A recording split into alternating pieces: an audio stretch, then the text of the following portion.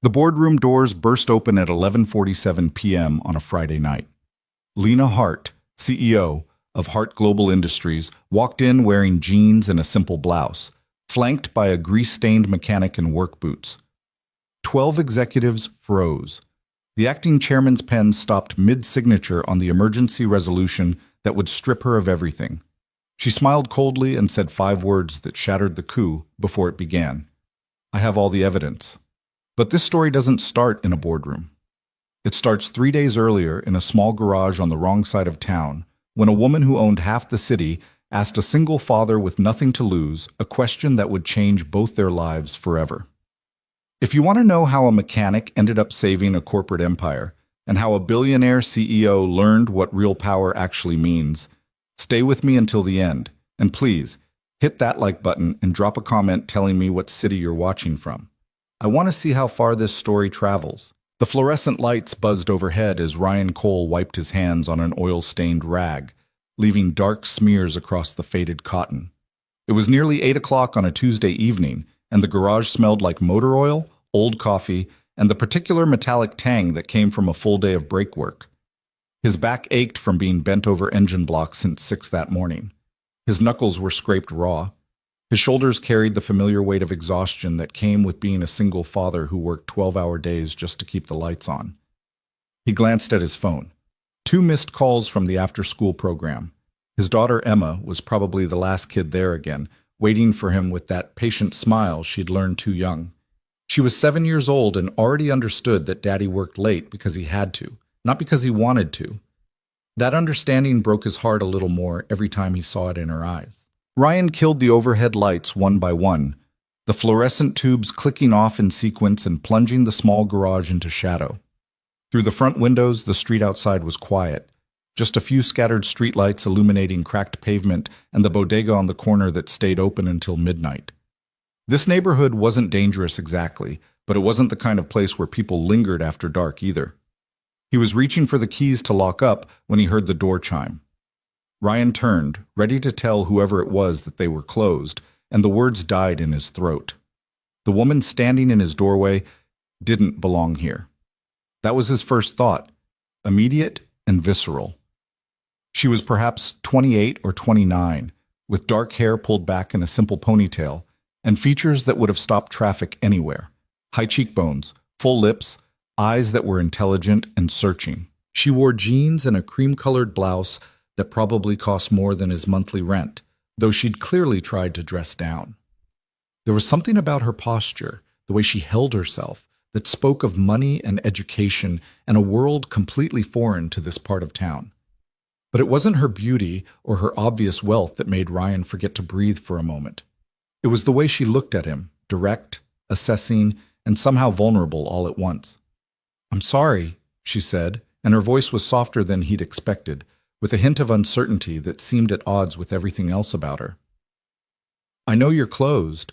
I saw you turning off the lights, but I need to ask you something." Ryan set down his keys. "Ma'am, if it's about your car, I can get you in first thing tomorrow morning. I'm running solo here, and I really need to—" "It's not about a car." She stepped fully inside, and he caught the faint scent of something expensive, perfume that probably had a French name he couldn't pronounce. Well, not about fixing one anyway. She seemed to be gathering courage, which struck Ryan as strange. Women who looked like her, who carried themselves with that kind of polish, didn't usually need courage to talk to guys like him.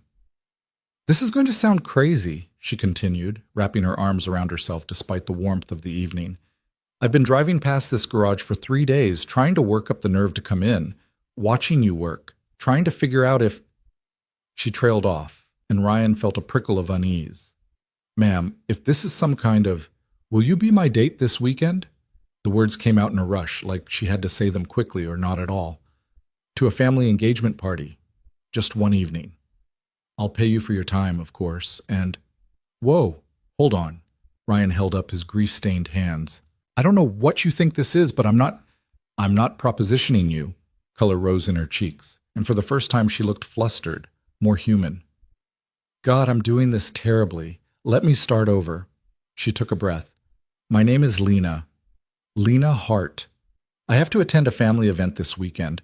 My cousin's engagement party, and I need a date.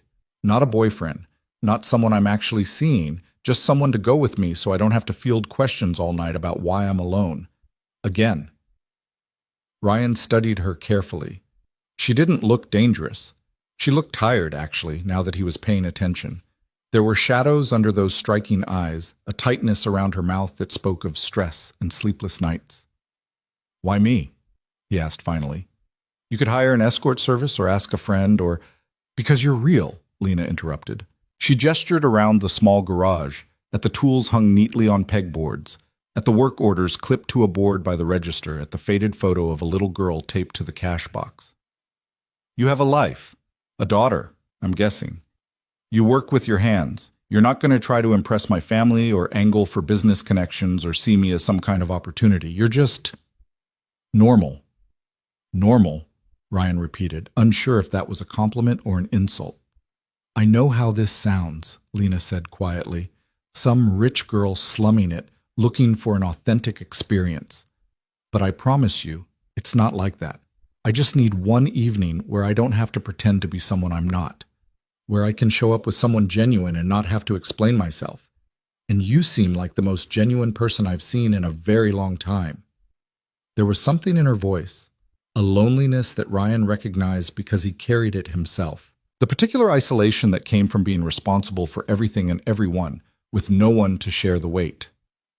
"I have a daughter," he heard himself say. "She's 7. I can't just drop everything for some party with strangers." "What if I pay for a sitter?" Lena asked immediately. "The best one in the city. Someone fully vetted and bonded.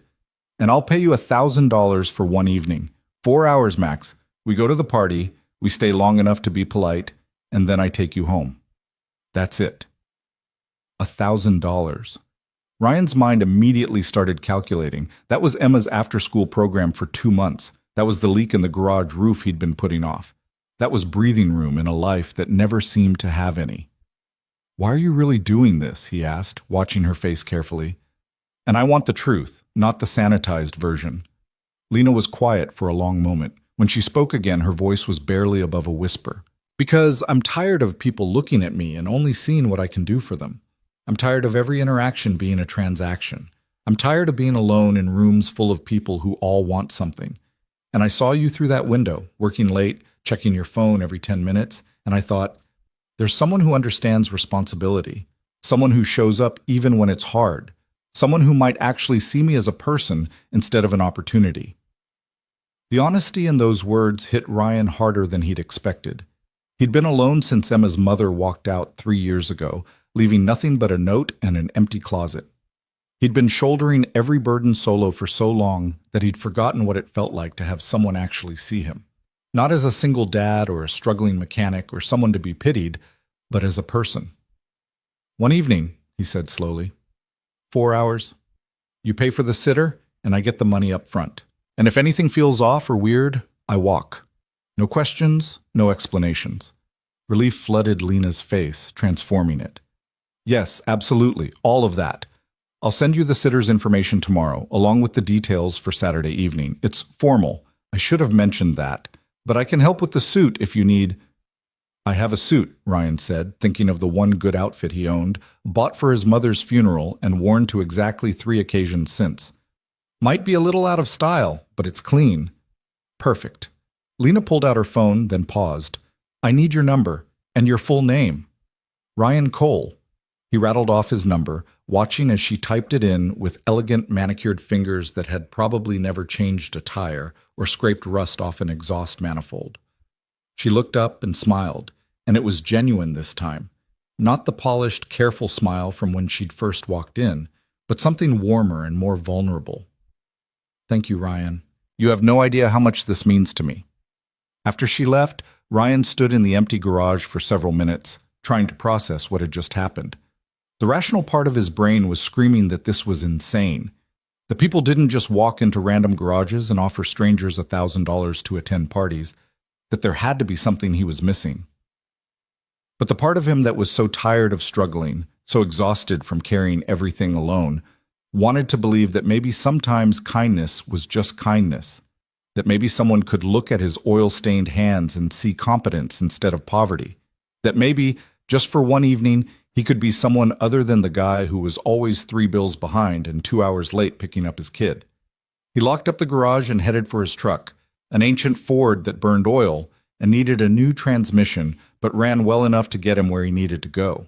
As he drove toward the after-school program, his phone buzzed with a text from an unknown number. "This is Lena. I forgot to say, please don't Google me before Saturday. I know that's a weird request, but I'd really appreciate it if you could just meet me as Lena, not as whoever the internet says I am, if that's okay." Ryan stared at the message at the next red light. It was a strange request, sure, but then again, everything about this evening had been strange. "Okay," he typed back. "See you Saturday." Emma was sitting on the front steps of the community center when he pulled up, her pink backpack beside her and her nose buried in a library book. She looked up when his truck rumbled to a stop, and her whole face lit up with that smile that made every long day worth it. "Hey, Daddy."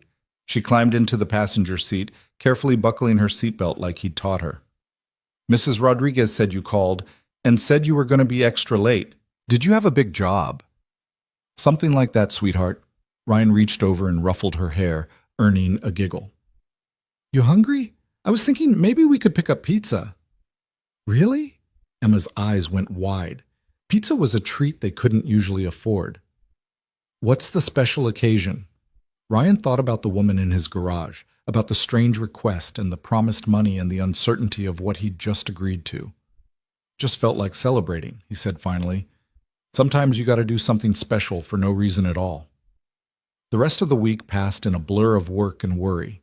True to her word, Lena had sent him the sitter's information on Wednesday, a professional service with impeccable credentials and references that made Ryan's head spin. The sitter arrived on Thursday evening for a trial run, a warm woman in her 50s named Margaret who had Emma laughing within 10 minutes and made Ryan feel like maybe, possibly, his daughter would be okay for one evening without him. Lena had also sent the address for Saturday, an estate in the hills overlooking the city, the kind of place Ryan had only ever seen in magazines. And she'd sent the money, transferred directly to his account with a simple note. "Thank you for taking a chance on this." Saturday arrived faster than Ryan would have liked. He spent the morning at the garage trying to distract himself with work. Emma had a play date at a friend's house, which gave him time to shower, shave, and wrestle himself into the suit that felt too tight across the shoulders and too loose everywhere else. He looked at himself in the mirror and saw exactly what he was: a mechanic playing dress-up, completely out of his depth. His phone buzzed at exactly 6 o'clock. "I'm outside. No pressure, but we should probably leave soon if we want to be fashionably late instead of just late." Ryan took a breath, kissed the top of Emma's head where she sat with Margaret in the living room, and headed outside. The car waiting at the curb made his footsteps falter. It was a Mercedes S-Class, midnight black and gleaming under the streetlights, the kind of vehicle that cost more than he'd make in 5 years. Maybe 10. The window rolled down and Lena looked out, wearing a dark blue dress that was elegant without being ostentatious, her hair styled in soft waves around her face. "Hi," she said, and she looked almost as nervous as he felt. "You clean up really well." "You too." Ryan climbed into the passenger seat, sinking into leather that probably cost more per square inch than his entire truck. The interior smelled like new car, and that same expensive perfume from the garage. "This is your car?" "One of them," Lena admitted, pulling away from the curb with the kind of smooth acceleration that came from German engineering and a price tag with too many zeros. "I know it's a lot, but I figured if we're going to do this, we should at least be comfortable." They drove in silence for a few minutes, heading toward the hills where the city's wealthy, clustered in gated communities and sprawling estates. Ryan watched the neighborhoods change through the window, from his working-class area to middle-class suburbs to the kind of manicured perfection that only serious money could buy. "You nervous?" Lena asked quietly. "Terrified," Ryan admitted. "I don't exactly run in these circles. The last formal event I went to was my high school graduation, and I'm pretty sure I spilled punch on the principal." That earned him a genuine laugh. "Honestly, most of the people at this party are terrified too. They're just better at hiding it behind expensive watches and practice small talk." "What should I know going in?" Ryan asked. "About your family, about what they expect?" Lena's hands tightened slightly on the steering wheel. My family is complicated. My cousin Sarah is the one getting engaged. She's sweet, a little naive, but she means well. Her fiancé is exactly the kind of guy our family approves of. Right school, right job, right connections. My aunt and uncle will be there, along with about 50 other people I'm only vaguely related to, and they'll all want to know who you are and what you do and whether you're worth their time. Should I lie? Ryan asked. Make up some impressive job title? God, no. Lena glanced over at him, and there was something fierce in her expression. That's exactly why I asked you to come, because you don't have to lie. You're a mechanic. You own your own business. You're a single father raising a daughter and doing a damn good job of it based on that picture in your garage. That's more real and more impressive than 90% of the people at this party. They turned through a set of massive iron gates that opened automatically, revealing a long driveway lined with manicured hedges and strategic lighting. At the end, perched on a hill with a view of the entire city spread out below, stood a house that made Ryan's brain struggle with the word house. It was a mansion. 3 stories of modern architecture and floor-to-ceiling windows, with luxury cars already lining the circular drive. Jesus, Ryan breathed. Yeah, Lena said softly. Welcome to my world. She parked between a Bentley and a Porsche, and Ryan suddenly understood why she'd brought the Mercedes. Anything less would have stood out. As they walked toward the entrance, Lena's hand found his elbow, not clinging, not desperate, just a gentle touch that said, "We're in this together." The door opened before they reached it, revealing a uniformed staff member who greeted Lena by name with professional warmth. "Miss Hart, how wonderful to see you. They're gathering on the terrace." Inside was exactly what Ryan had expected and somehow still overwhelming. Soaring ceilings, art that was probably worth more than his garage, and the low hum of conversation and laughter from the back of the house. Lena led him through rooms that seemed designed more for looking at than living in, until they emerged onto a sprawling terrace where at least 60 people mingled with champagne flutes and practiced ease. The conversation didn't exactly stop when they appeared, but Ryan felt the shift in attention. Eyes turned. Whispers started. A few people smiled in greeting, but most just assessed. He could feel them taking in his off-the-rack suit, his working man's hands, the way he clearly didn't belong. "Lena!" A younger woman broke away from a cluster near the railing, practically glowing with excitement. She wore a diamond the size of a marble on her left hand. "You came! I wasn't sure you'd make it, and you brought someone." "Hi, Sarah." Lena accepted a hug, and Ryan saw her relax fractionally. "This is Ryan. Ryan, my cousin Sarah, the guest of honor." "It's so nice to meet you," Sarah beamed at him with genuine warmth. "Any friend of Lena's is welcome here. What do you do, Ryan?" "I'm a mechanic," Ryan said, deciding to take Lena's advice and just be honest. "I own a small garage across town." "Oh, how wonderful!" Sarah's enthusiasm seemed genuine, though Ryan caught the flicker of confusion in her eyes.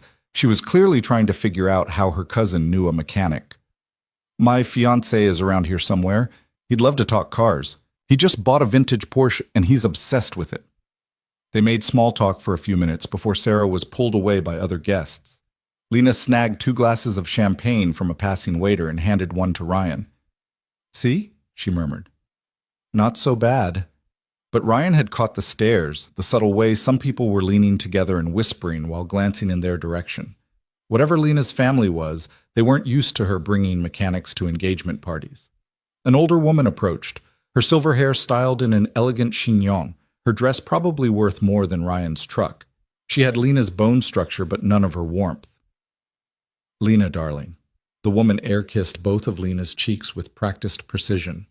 "What a surprise to see you. We weren't sure you'd tear yourself away from the office long enough to attend." "Aunt Miriam." Lena's voice cooled several degrees. "I wouldn't miss Sarah's engagement. She's family." "Of course." Miriam's gaze slid to Ryan, sharp and assessing. "And who might this be?" "This is Ryan Cole." "Ryan, my Aunt Miriam Hart." Ryan extended his hand, and Miriam took it with the kind of brief, limp grip that said she was only being polite. "Hart?" he asked. "Same last name as Lena?" "It's my maiden name," Lena said smoothly. "I prefer to use it professionally." And what do you do, Mr. Cole? Miriam asked, and there was a predatory quality to the question. I'm a mechanic. I own Cole's Automotive. How industrious. The word was delivered with just enough condescension to sting. I don't believe I've heard of it. Is it a chain? No, ma'am, just me. Small operation, but we do good work. I'm sure. Miriam turned back to Lena. Darling, I need to steal you for just a moment. There are some people I'd like you to meet. Mr. Cole, I'm sure you won't mind if I borrow her briefly? It wasn't really a question. Lena shot Ryan an apologetic look, but he nodded. He could survive a few minutes alone. Except the moment Lena disappeared into the crowd with her aunt, Ryan became acutely aware of how much he didn't belong. People glanced at him, smiled politely, then turned away. Conversations happened around him, but not with him. He stood on the edge of a terrace full of people and felt completely invisible. He was considering whether it would be rude to check his phone when a man about his age approached, wearing a suit that probably cost what Ryan made in a month, and an expression of genuine curiosity. You're Lena's date, the man said. It wasn't a question. Ryan Cole. Ryan extended his hand, and this time got a firm shake in return. James Whitmore. I work with Lena. The man studied him with open interest. Gotta say, you're not her usual type. Didn't realize she had a type, Ryan said carefully. James laughed. Fair enough. Can I ask you something? Off the record, just personal curiosity. How did you two meet? Ryan considered lying, then decided against it. She came into my garage and asked me to come with her tonight. I said yes. She came into your garage. James repeated the words slowly, like he was trying to understand a foreign language. Lena Hart walked into an auto shop and asked you to be her date to a family party. That about sums it up. Jesus. James shook his head, looking genuinely impressed. That's the ballsiest thing I've heard all year. Good for her. What do you mean? Ryan asked. But before James could answer, there was a commotion near the entrance to the terrace. A man in his 50s, silver-haired and distinguished in an expensive suit, had just arrived. People turned, conversations paused. The shift in energy was immediate and palpable. Who's that? Ryan asked. James's expression went carefully neutral. Robert Mitchell. He's on the board of Hart Global Industries. And if he's here, something's wrong. Hart Global? Ryan's stomach dropped. As in the company Lena runs. Well, technically, she's just interim CEO, while they search for a permanent replacement. But between you and me, she's been running circles around everyone for the past 18 months. James was still watching Mitchell make his way through the crowd. But Robert's been gunning for her position since day one. If he's at a family party, he's not here for the champagne. Ryan scanned the terrace, looking for Lena.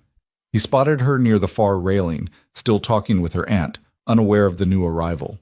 Mitchell was cutting through the crowd with purpose, heading straight for her. Lena! Mitchell's voice carried across the terrace, warm and friendly in a way that made Ryan's instincts scream. Thank God I found you. We have a situation. Lena turned, and Ryan saw the color drain from her face. She recovered quickly, her expression smoothing into professional neutrality, but not before he caught the flash of fear. Robert, this is a family event. Whatever it is can wait until Monday. I'm afraid it can't. Mitchell smiled apologetically at the growing circle of onlookers. There's been an emergency board meeting called for first thing tomorrow morning. We need you there. Tomorrow is Sunday, Lena said quietly. Yes, well, the board doesn't care about weekends when there are significant concerns about leadership and direction. Mitchell's smile never wavered, but his eyes were hard. I've been trying to reach you all day. Your assistant said you were unavailable. Because I'm at my cousin's engagement party, having a personal life. Of course. And normally that would be fine. But when there are questions about judgment and priorities, Mitchell let the sentence hang. Ryan was moving before he'd really decided to, crossing the terrace until he was standing next to Lena. He didn't touch her, didn't say anything, just stood there. A silent statement that she wasn't alone. Mitchell's gaze flicked to him, dismissive. And you are? Ryan Cole, he said evenly. Lena's date. Something flickered in Mitchell's expression, surprise maybe, or calculation. I see. Well, Mr. Cole, I'm afraid I need to borrow Lena for some urgent business matters. It's 11 o'clock on a Saturday night, Ryan said. Whatever it is can wait. Can it? Mitchell turned back to Lena. The board is voting on a motion of no confidence, tomorrow morning at 9. If you're not there to defend yourself, the vote proceeds without you, and I think we both know how that will go. The terrace had gone completely silent now. Every person there was watching this confrontation unfold, and Ryan could see the calculation in their eyes. This wasn't just family drama. This was a corporate power play happening in front of 60 witnesses. Lena's face had gone completely blank, that professional mask locked firmly in place, but Ryan was close enough to see her hands trembling. Then I'll be there, she said quietly. Thank you for the courtesy of letting me know in person, Robert. It was a dismissal, delivered with perfect politeness and absolute steel. Mitchell hesitated, clearly wanting to push further, then nodded and retreated. The moment he was out of earshot, Lena turned to Ryan. I need to leave. Right now. I'm so sorry. I know we just got here, but Let's go, Ryan said simply. They made their excuses to Sarah, who looked confused and concerned but didn't push. As they walked back through the mansion, Ryan could feel the weight of stares following them. By Monday morning, everyone at that party would know that Lena Hart had been confronted by a board member at a family event, that she was in trouble, that the mechanic she'd brought as her date had been there to witness her humiliation. Lena didn't say a word until they were in the car, pulling away from the mansion. Then she pulled over on the side of the winding road and gripped the steering wheel so hard her knuckles went white. I'm sorry, she said, her voice rough. I'm so sorry. I brought you into this mess and it's not fair and you didn't sign up for any of… Lena. Ryan waited until she looked at him. What's really going on? She laughed, but there was no humor in it. You mean besides the fact that I'm about to be fired from the company my father built? The company I've been running for 18 months while the board searches for qualified leadership?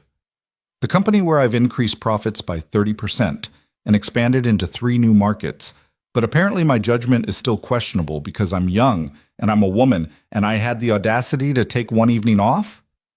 The bitterness in her voice was raw and real, and Ryan saw past the polished exterior to the exhaustion underneath. The loneliness he'd recognized that first night in his garage.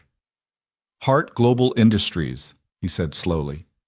You're not just working there, you're running it. For now. Lena's laugh was hollow. Until tomorrow morning, when they vote to replace me with someone more suitable. Someone like Robert Mitchell, who's been sabotaging my decisions and undermining my authority since the day my father died. Someone who thinks leadership is about intimidation and manipulation instead of actually caring about the people who work for you. Why did you really ask me to come tonight? Ryan asked. And I want the truth. Lena was quiet for a long moment. When she finally spoke, her voice was barely above a whisper. Because I'm tired of fighting alone. Because I wanted one evening where someone was on my side without wanting something from me. Because I saw you in that garage working late, checking on your daughter, being a good father and an honest person, and I thought, that's what strength actually looks like. Not board meetings and power plays, just someone who shows up and does what's right even when it's hard. She turned to look at him, and in the dim light of the car, Ryan saw tears tracking down her cheeks. I'm sorry I wasn't honest with you from the beginning. I'm sorry I dragged you into this. I'll drive you home and pay you what I promised, and you never have to see me again. Ryan thought about Emma, waiting at home with Margaret. He thought about his garage and his simple life and how much easier it would be to just walk away from this complicated, dangerous situation. He thought about the $1,000 in his account and how he'd already mentally spent it on things Emma needed. Then he thought about the woman in front of him, brilliant and exhausted and fighting a battle she shouldn't have to fight alone. When's the board meeting? He asked. Lena blinked. What? The emergency meeting. When is it? Tomorrow morning at 9, at the company headquarters downtown. Why? Because you're not going alone, Ryan said simply. I don't know anything about corporate politics or board meetings or any of this, but I know what it's like to fight for something that matters. And I know you shouldn't have to do it by yourself. Ryan, you don't understand what you're offering. These people are ruthless. They'll eat you alive just for being associated with me. Let them try. He reached over and took her hand, grease-stained mechanic's fingers closing around her elegant ones. You asked me to come tonight because you wanted someone real, someone who wasn't playing games. Well, here I am. And I don't walk away when things get hard. Lena stared at him like he'd just spoken a foreign language. Like the concept of someone standing by her without calculating the cost was completely alien. Why? She whispered. Why would you do this? Ryan thought about all the ways he could answer that question. He could talk about the loneliness he'd seen in her eyes that first night. He could mention the $1,000 she'd paid him, though that wasn't really the reason anymore. He could explain that he knew what it was like to be underestimated and dismissed and have to prove yourself every single day. Instead, he said simply, because it's the right thing to do, and because you asked. The story continues as Ryan and Lena face the boardroom confrontation that will decide both their futures. The drive back to Ryan's apartment was quiet, but it wasn't the uncomfortable silence of strangers. It was the weighted quiet of two people who'd just made a decision that would change everything. Lena's hands were steady on the wheel now, her tears dried, replaced by something harder and more determined. Ryan watched the city lights blur past his window and wondered what the hell he'd just gotten himself into. When they pulled up outside his building, Lena killed the engine but didn't move to leave. I need to prepare for tomorrow, she said quietly. I have documents to review, strategies to finalize. I should probably spend the night at my office going through everything Mitchell might throw at me. Or, Ryan said, you could come inside, have some coffee that's probably terrible compared to what you're used to, and tell me what I need to know so I don't make things worse tomorrow. Lena looked at him like he'd just suggested something radical. You want me to come to your apartment? I want you to take a breath and remember that you're a person, not just a CEO, Ryan said. And I want to understand what we're walking into tomorrow, because if I'm going to stand next to you in that boardroom, I should at least know what the fight's about. She hesitated, and Ryan could see the war happening behind her eyes. The part of her that had been taught to handle everything alone, to never show weakness, to keep her personal and professional lives in completely separate boxes, and the part that was just exhausted and scared and desperately wanted someone to share the weight. Okay, she said finally. But just for a little while. I really do need to prepare. Margaret was reading in the living room when they entered, and her eyebrows rose slightly at the sight of Lena in her elegant dress, but she simply gathered her things with professional discretion. Emma's been asleep since 8:30, she reported. No problems at all. She's a lovely child. After Margaret left, Ryan led Lena to the small kitchen table that doubled as his workspace, his dining area, and Emma's homework station. He poured 2 mugs of coffee from the pot he'd made that morning, reheated in the microwave because he couldn't afford to waste it. Lena accepted hers without comment, wrapping her hands around the chipped ceramic like it was a lifeline. My father started Hart Global Industries 40 years ago, she began, her voice soft so as not to wake Emma in the next room. He built it from nothing into one of the largest manufacturing and distribution companies in the country. 17,000 employees across 6 states, annual revenue in the billions. And he did it by actually giving a damn about the people who worked for him. Ryan sipped his coffee and listened. When he died 18 months ago, he left the company to me. Not to the board. Not to be sold to the highest bidder. To me. Lena's jaw tightened. The board wasn't happy. I was 27 years old. I had an MBA from Stanford and 5 years of experience working my way up through the company, but to them I was just a kid who got the job because of her last name. So they made you interim CEO, Ryan said, to give themselves time to find someone better. Exactly. They expected me to fail, to be overwhelmed, to make mistakes they could point to as proof that I wasn't ready. She met his eyes. But I didn't fail. I restructured our supply chain and cut costs by 15% without laying off a single worker. I negotiated new contracts that expanded our market share. I implemented safety protocols that reduced workplace injuries by 40%. I did everything right. But it wasn't enough. It's never enough when people have already decided you don't belong. The bitterness in Lena's voice was sharp. Robert Mitchell has been waiting for me to stumble since day one. He was my father's VP of operations, and he expected to take over when Dad died. Instead, he got passed over for the boss's daughter. He spent 18 months undermining every decision I make, spreading rumors about my competence, turning board members against me. And now he's making his move, Ryan said, a motion of no confidence. If it passes, I'm out. The board appoints an interim CEO, probably Mitchell, and I'm reduced to a minority shareholder with no operational control. Lena's hands tightened around her mug. He's been planning this for months, waiting for the right moment to strike. Why now? What changed? Lena was quiet for a moment. 3 weeks ago, I made a decision that Mitchell opposed. We had a factory in Ohio that was struggling, outdated equipment, aging workforce, production costs that made it barely profitable. Mitchell wanted to close it, sell the property, and relocate production to a cheaper facility in Mexico. It would have saved the company $12 million a year. But it would have put people out of work, Ryan said, understanding. 340 jobs, Lena confirmed. In a town where the factory was the largest employer. I ran the numbers every possible way, and I found an alternative. We could modernize the facility, retrain the workforce, and partner with local technical colleges to create a pipeline of skilled workers. It would cost more upfront, but in the long run, it would make us more competitive and keep those jobs in the community. Mitchell didn't like that. He called it sentimental and fiscally irresponsible. He told the board I was letting emotion cloud my judgment, that I was more concerned with being liked than with being profitable. Lena's voice dropped. And some of them believed him, enough that when he called for this vote, he knew he had the numbers. Ryan studied her face in the dim kitchen light. She looked exhausted, but there was steel underneath. Do you regret it? The decision about the factory?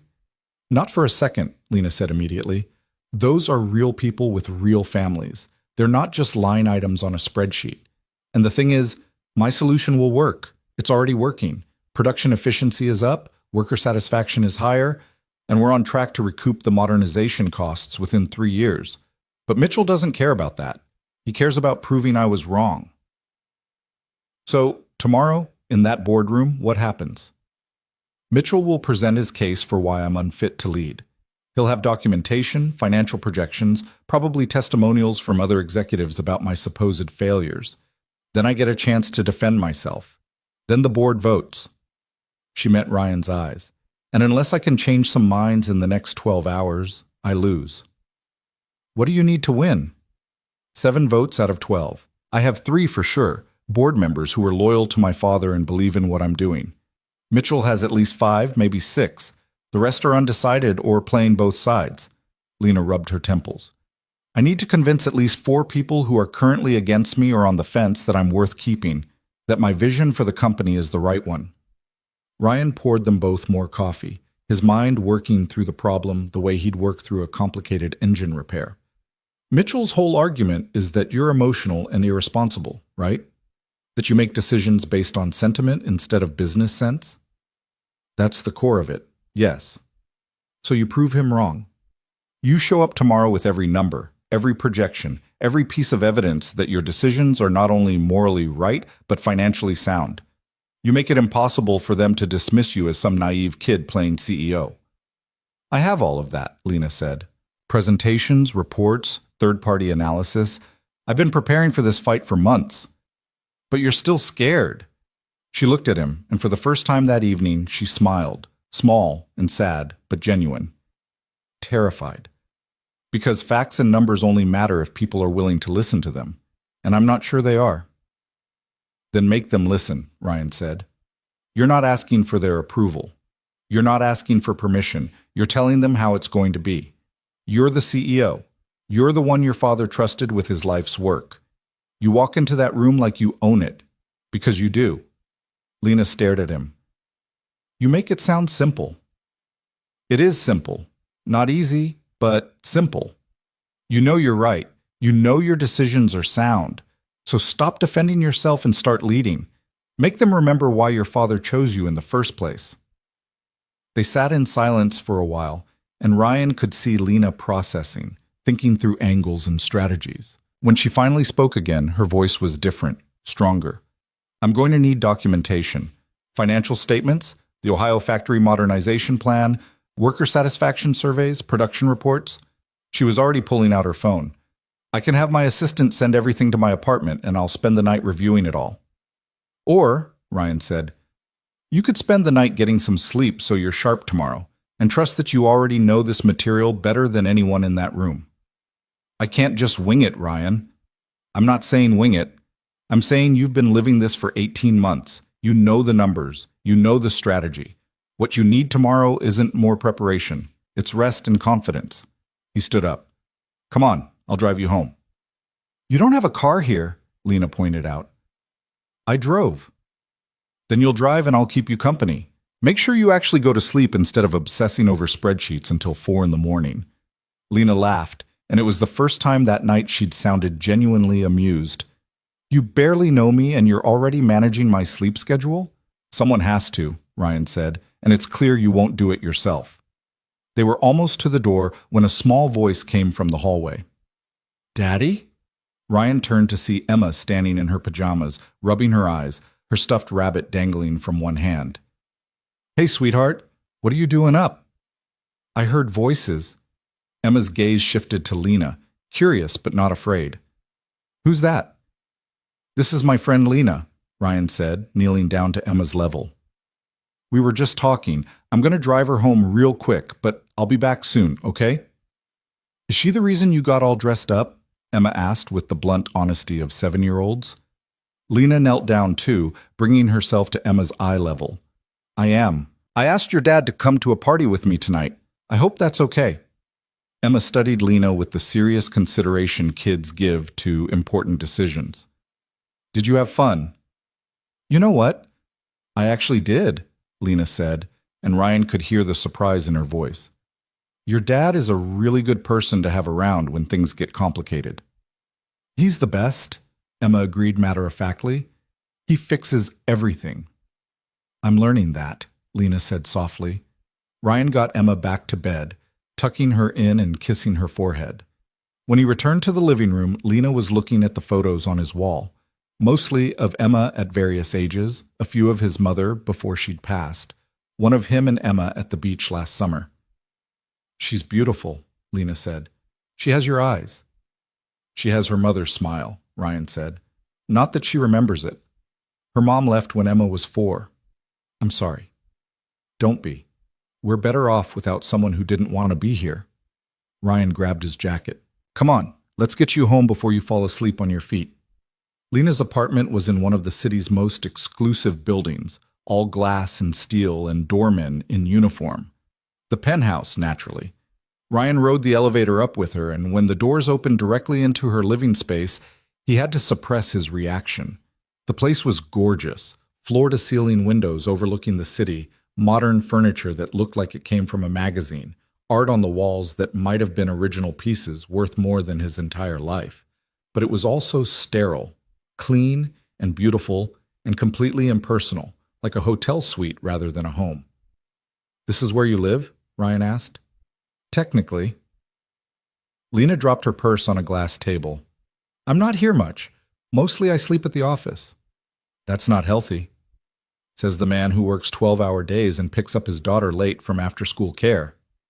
Fair point, Ryan conceded, but at least my space feels lived in. This looks like a showroom. Lena glanced around as if seeing the place through his eyes. I never really thought about it. It's just where I keep my things. Ryan walked to the windows, looking out at the city spread below them. Somewhere down there was his neighborhood, his garage, his real life. Up here, everything felt disconnected and distant. Do you like it? Living like this? I don't know, Lena admitted. I've never really let myself think about what I like. There's always been the next goal, the next achievement, the next thing I had to prove. Maybe that's something to work on after tomorrow. After tomorrow, I might not have a job. Then you'll figure out what comes next. But either way, you'll still be you. Still be the person who cared enough about 300 factory workers to fight for them. Still be the woman who walked into a mechanic's garage because she wanted something real. Ryan turned to face her. The board can vote on whether you're CEO. They can't vote on who you are. Lena's eyes were bright with unshed tears. How do you do that? Do what? Make everything seem manageable. Make me feel like maybe I'm not completely alone in this. Because you're not, Ryan said simply. I'll be there tomorrow. I won't understand half of what's being said, and I'll probably be the most underdressed person in the building, but I'll be there. And whatever happens, we'll figure it out. She crossed the distance between them and hugged him. Not romantic, not desperate, just human connection. Ryan hugged her back, this brilliant woman who'd somehow become important to him in the span of a few days, and felt her trembling slightly against him. Thank you, she whispered, for all of this, for not running away when things got complicated. I told you, Ryan said, I don't run. He made her promise to get at least 6 hours of sleep, extracted a commitment that she'd eat breakfast, and finally headed back down to call a rideshare home. It was after midnight by the time he got back to his apartment, and he had to be at Hart Global Industries at 8:30 to meet Lena before the board meeting. Emma was still asleep, peaceful, and unaware that her father had just promised to walk into a corporate war zone. Ryan checked on her one more time, then collapsed onto his own bed without bothering to fully undress. His phone buzzed with a text. Thank you for tonight, for everything. I know I keep saying it, but I mean it. Get some sleep. Tomorrow's going to be interesting. Ryan smiled and typed back. You too. And stop worrying. You've got this.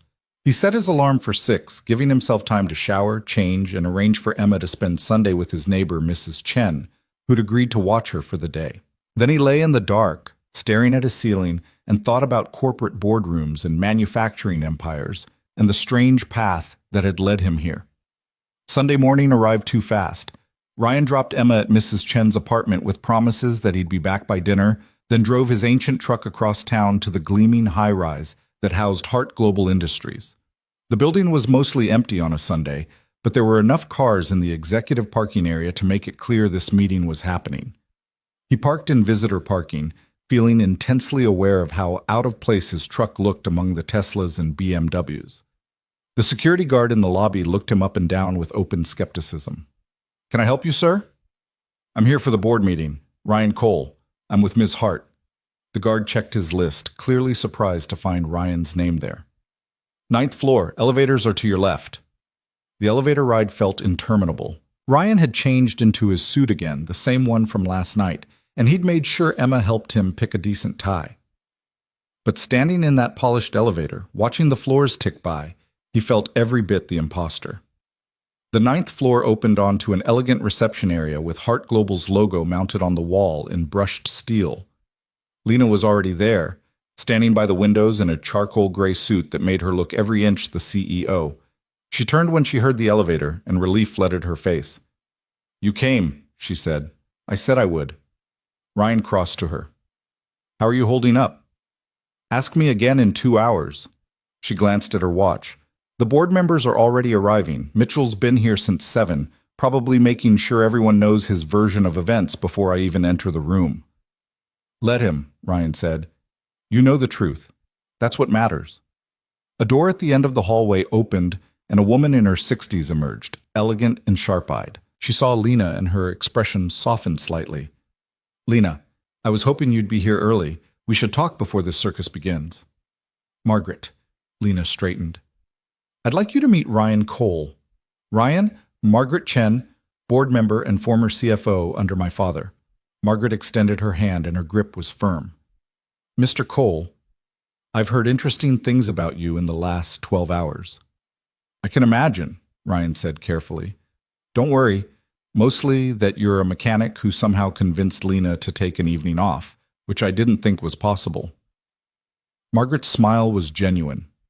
Walk with me, both of you. We have about 10 minutes before this meeting starts, and there are some things you need to know. They followed her down the hallway, past offices that were dark and empty on a Sunday morning. Margaret spoke quickly and quietly.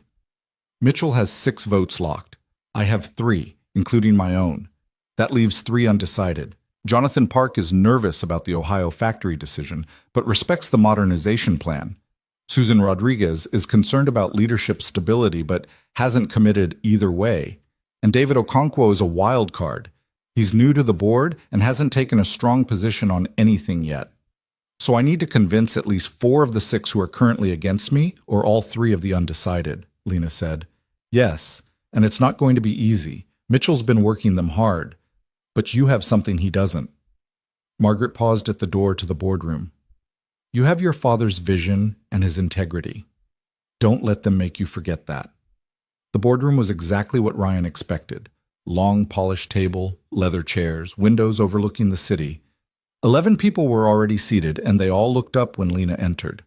Ryan caught the calculations happening in real time as they registered his presence. Robert Mitchell sat at the far end of the table, silver-haired and confident. He smiled when he saw Lena. "So glad you could make it, Lena. We were worried you might not take this seriously." "I take everything about this company seriously, Robert. You know that." Lena took the seat at the head of the table, her father's chair, Ryan realized, and gestured for Ryan to sit beside her. "I believe you all know Ryan Cole. He's here as my guest." "With all due respect," a thin man in expensive glasses said, "this is a closed board meeting. We can't have outside observers." "Mr. Cole isn't here as an observer," Lena said smoothly. "He's here as a reminder of why this company exists. But if the board objects, he can wait outside." Ryan started to stand, but Margaret spoke up. "I don't object. Let him stay. We could use some perspective from outside our corporate bubble." A few others murmured agreement, though Mitchell's expression had tightened. He recovered quickly. "Very well. Let's begin. As you all know, I've called this emergency session to address serious concerns about current leadership and direction. Over the past 18 months, we've seen decisions that prioritize sentiment over sound business practice. The Ohio factory situation is just the most recent example. He pulled up a presentation on the screen at the end of the room. Numbers and charts appeared, projections showing losses, comparison analyses, shareholder value declining. It looked damning. By refusing to close the Ohio facility and relocate production to more cost-effective locations, current leadership has cost this company an estimated $43 million over the next 5 years. That's $43 million that could have gone to shareholders, to expansion, to competitive advantages in the market. Instead, it's being poured into a facility that will never be as profitable as the alternatives. Mitchell spoke for 20 minutes, building his case methodically. He was good, Ryan had to admit. Persuasive and prepared, painting Lena as well-meaning but ultimately unsuited for the harsh realities of corporate leadership. When he finished, Lena stood. She didn't have a presentation. She didn't pull up charts. She just stood there in her father's place and began to speak. "Robert is right about one thing. I did make a decision about the Ohio factory that cost us money up front. $40 million over 5 years to modernize equipment and retrain workers instead of closing the facility and chasing cheaper labor costs. That number is accurate." She paused. "What Robert didn't mention is what we're getting for that investment." She pulled out her phone and connected it to the screen.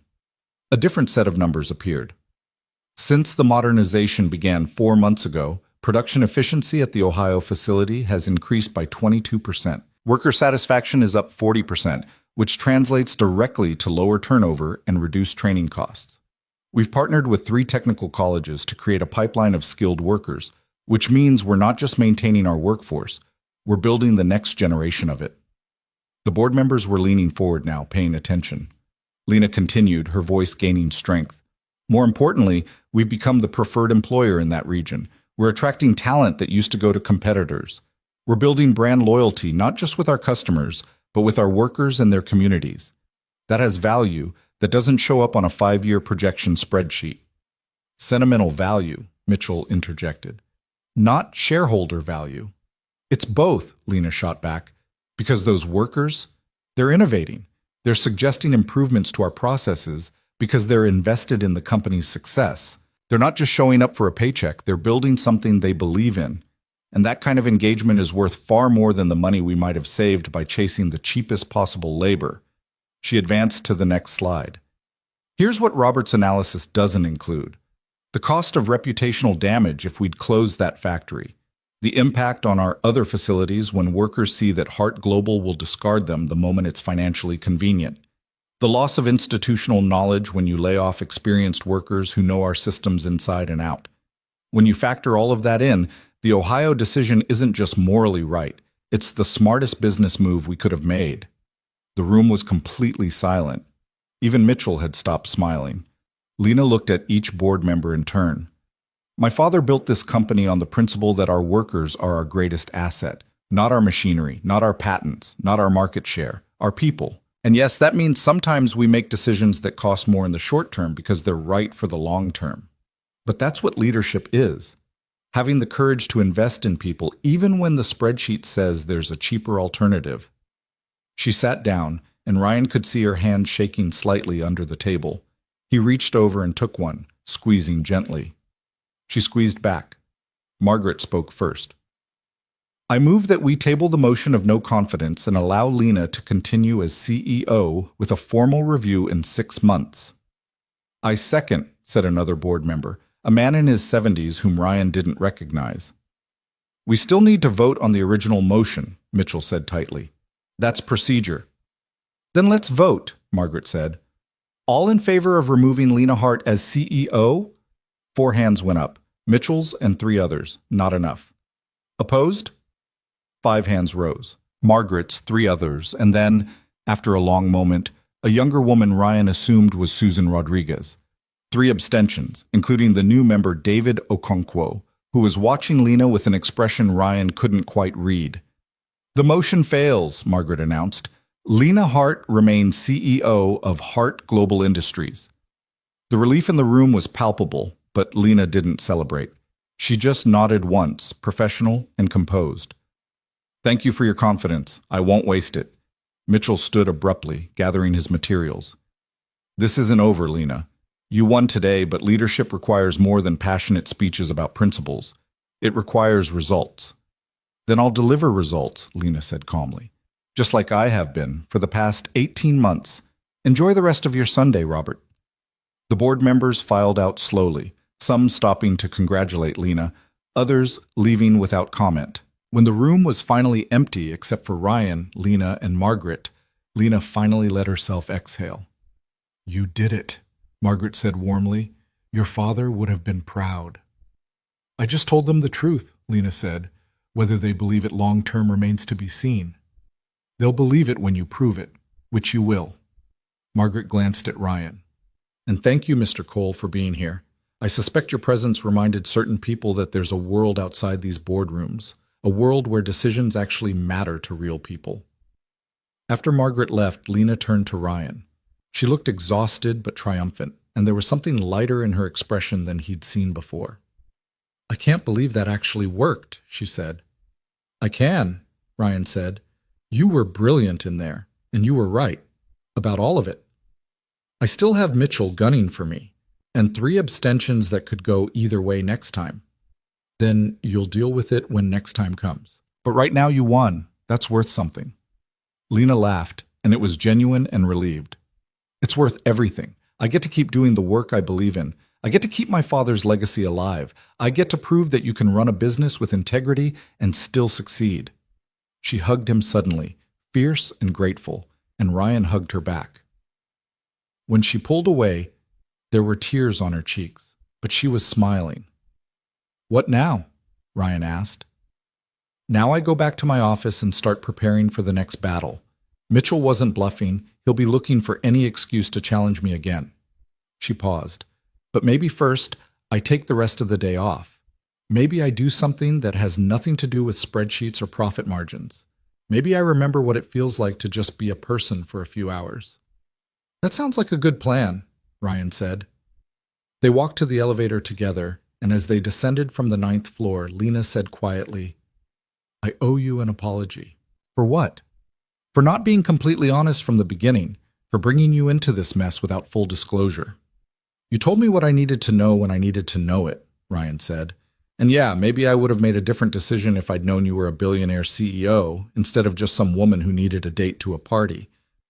But I'm glad I didn't know. Because it meant I saw you as just Lena, and I think that's what you needed. It's exactly what I needed, she admitted. They reached the lobby, and Ryan walked with her to the parking garage.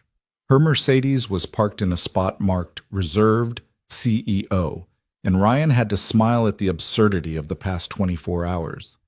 He'd gone from fixing transmissions to attending corporate board meetings, and somehow it all felt inevitable. What are you doing for the rest of the day? Lena asked as she unlocked her car. Picking up Emma, taking her to the park probably. Maybe getting ice cream if she's been good for Mrs. Chen. He shrugged. Nothing exciting. That sounds perfect, Lena said wistfully. Ryan studied her for a moment, this woman who owned half the city but looked longingly at the prospect of a Sunday afternoon at the park. You could come with us, he said. If you want. It's not fancy, but Emma would probably enjoy meeting you properly, and you could use a few hours of just being normal. Lena's eyes widened. Really? You wouldn't mind?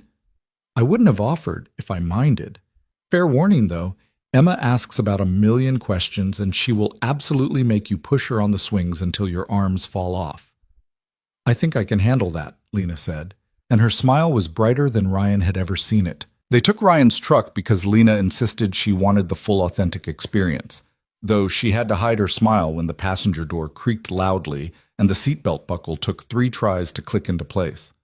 Ryan caught her expression and shook his head. Not all of us can afford German engineering, he said, but there was humor in his voice. I wasn't judging, Lena protested. I was just thinking that this truck has character. The Mercedes is just a car. This feels like it has stories. Oh, it has stories, Ryan agreed, turning the key and coaxing the engine to life. Most of them involve me under the hood at 2 a.m. trying to keep it running, but it's paid for and it gets us where we need to go, so I'm not complaining. The drive to Mrs. Chen's apartment took them back through the neighborhoods Ryan knew, away from the glass towers and executive parking spots, and into the world where people worked with their hands and counted pennies. Lena watched out the window with genuine interest, not the tourist curiosity of someone slumming it, but the attention of someone actually seeing things. Mrs. Chen lived on the 3rd floor of a walk-up that had seen better days but was clean and well-maintained. She answered the door with Emma practically vibrating with energy beside her. Daddy! Emma launched herself at Ryan, who caught her easily and swung her around. Mrs. Chen made dumplings and taught me how to fold them, and I only broke like 3 of them. Only 3? That's pretty good for your first time. Ryan set her down and gestured to Lena.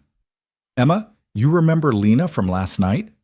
Emma turned her attention to Lena with the frank assessment of a child. You're really pretty, she announced. Are you Daddy's girlfriend? Emma, Ryan said, mortified, but Lena laughed. I'm your dad's friend, Lena said, crouching down to Emma's eye level again. Is that okay? I guess so, Emma said with the diplomatic tone of someone reserving judgment. Do you like parks? I haven't been to one in a long time, but I used to love them when I was your age. We're going to Riverside Park, Emma informed her. It has the best swings in the whole city. Daddy says so. Mrs. Chen watched this exchange with knowing eyes, and when Ryan thanked her and tried to pay for her time, she waved him off. Save your money. Emma was a pleasure, as always. And Ryan? She glanced meaningfully at Lena. It's good to see you with someone who makes you smile like that. Ryan felt heat creep up his neck, but he just nodded and ushered Emma and Lena toward the stairs before Mrs. Chen could say anything else embarrassing. The park was 15 minutes away, a stretch of green along the river with playground equipment that had been updated sometime in the last decade, and walking paths where joggers and dog walkers made their endless loops. It was nearly noon on a Sunday, and the place was full of families, parents pushing strollers, kids shrieking on the jungle gym, teenagers throwing frisbees near the water. Emma made a beeline for the swings the moment they arrived, and Lena followed without hesitation, her expensive suit looking wildly out of place among the yoga pants and t-shirts of the other parents. She didn't seem to notice or care. She just positioned herself behind Emma's swing and started pushing, listening intently as Emma chattered about school and her best friend Mia and the book she was reading about dragons. Ryan hung back for a moment, watching them. There was something surreal about seeing Lena Hart, CEO of a billion-dollar company, pushing his daughter on a swing set in a public park. But there was also something right about it, like pieces clicking into place that he hadn't realized were misaligned. Higher, Emma demanded, and Lena pushed harder, laughing when Emma squealed with delight. After the swings came the slide, then the monkey bars, where Emma showed off her ability to cross all the way across without falling. Lena cheered like Emma had just won an Olympic medal, and Ryan saw his daughter absolutely glow under the attention. They found a bench near the playground where they could watch Emma tackle the climbing wall. Ryan had picked up sandwiches from the bodega on the corner, nothing fancy, just turkey and cheese on bread that was fresh enough. Lena accepted hers without comment and bit in like she hadn't eaten all day. When was the last time you had a meal that didn't come from a restaurant or a catered business lunch? Ryan asked. Lena thought about it. I honestly can't remember. Months, maybe? I eat at my desk most of the time, or in meetings or at events where the food is more about presentation than actually being food. That's depressing. It's efficient, Lena countered, but without much conviction. It's lonely, Ryan said quietly. Eating alone at your desk every night, working until you can't see straight, going home to that sterile apartment where everything's perfect and nothing's lived in. That's not efficiency. That's just running away from having a life. Lena was quiet for a long moment, watching Emma hang upside down from a bar and wave at them. You're not wrong, she admitted finally. I've spent so long trying to prove I deserve my position, trying to be perfect at every aspect of the job, that I forgot there's supposed to be more than just work. Your dad, Ryan said. Did he work like that? No. He worked hard, don't get me wrong, but he always made time for family dinners, always took Sundays off unless there was a genuine emergency. He used to say that if you couldn't run a business and still have a life, you were doing something wrong. Lena's smile was sad. I thought I had to be different, work twice as hard, sacrifice twice as much, prove that I was serious about the job, but all I've done is make myself miserable. So stop, Ryan said simply. It's not that easy. I have responsibilities, people depending on me, and you'll serve them better if you're not burned out and exhausted all the time. You proved today that you can lead this company. Now prove you can have a life while doing it. Emma ran over, breathless and grinning. Daddy, can we get ice cream? Please. Lena said she hasn't had ice cream from a truck in forever, and I told her about the one that comes here and… Slow down, sweetheart, Ryan laughed. Yes, we can get ice cream, if the truck is here. The truck was there, parked near the park entrance with a small line of kids and parents. Emma bounced on her toes while they waited, debating between chocolate and strawberry with the seriousness of a Supreme Court justice. Lena ordered vanilla, and Ryan got butter pecan because it reminded him of his mother. They found a spot by the river, sitting on the grass while Emma attempted to eat her ice cream faster than it could melt. Lena had kicked off her heels and was sitting cross-legged in her suit pants, completely unconcerned about grass stains, licking her vanilla cone with evident pleasure. This is exactly how I remember it, she said. How did ice cream from a truck always taste better than anything from a fancy restaurant? Because you're eating it outside on a nice day with people you like, Emma said matter-of-factly. That's what makes food good. Daddy says so. Your daddy is a smart man, Lena agreed. They spent another hour at the park, walking along the river while Emma collected interesting rocks and described in elaborate detail why each one was special. Lena listened to every word like Emma was presenting a doctoral thesis, asking questions and expressing appropriate amazement at particularly shiny specimens. Ryan watched them interact and felt something shift in his chest. He'd been alone with Emma for 3 years, shouldering every responsibility, making every decision, being both mother and father because that's what the situation required. He'd gotten used to it, built his life around that reality. But seeing Emma light up with Lena's attention, seeing how naturally they connected, made him realize how much his daughter had been missing. Not a mother specifically, but another adult who genuinely cared about her, someone to share the joy and the burden with. Daddy, can Lena come to dinner? Emma asked as they walked back toward the truck. Please? We could make spaghetti. That's my favorite. Ryan glanced at Lena, ready to give her an out, but she was already nodding. I would love that, if your dad doesn't mind cooking for one more. I think we can manage, Ryan said. Fair warning, though, I'm not a chef. It's going to be basic spaghetti with sauce from a jar, but… That sounds perfect, Lena said, and she meant it. Back at the apartment, Emma appointed herself Lena's guide, showing her every important feature including her room with its collection of stuffed animals and library books, the art she'd done in school that covered half the refrigerator, and the balcony that overlooked the alley where she liked to watch the neighborhood cats. Ryan started boiling water for pasta and browning ground beef for the sauce, moving through the familiar motions of feeding his daughter while half listening to Emma's ongoing narration in the other room. Lena asked questions and laughed at Emma's stories, and the sound of it filled the small apartment with warmth.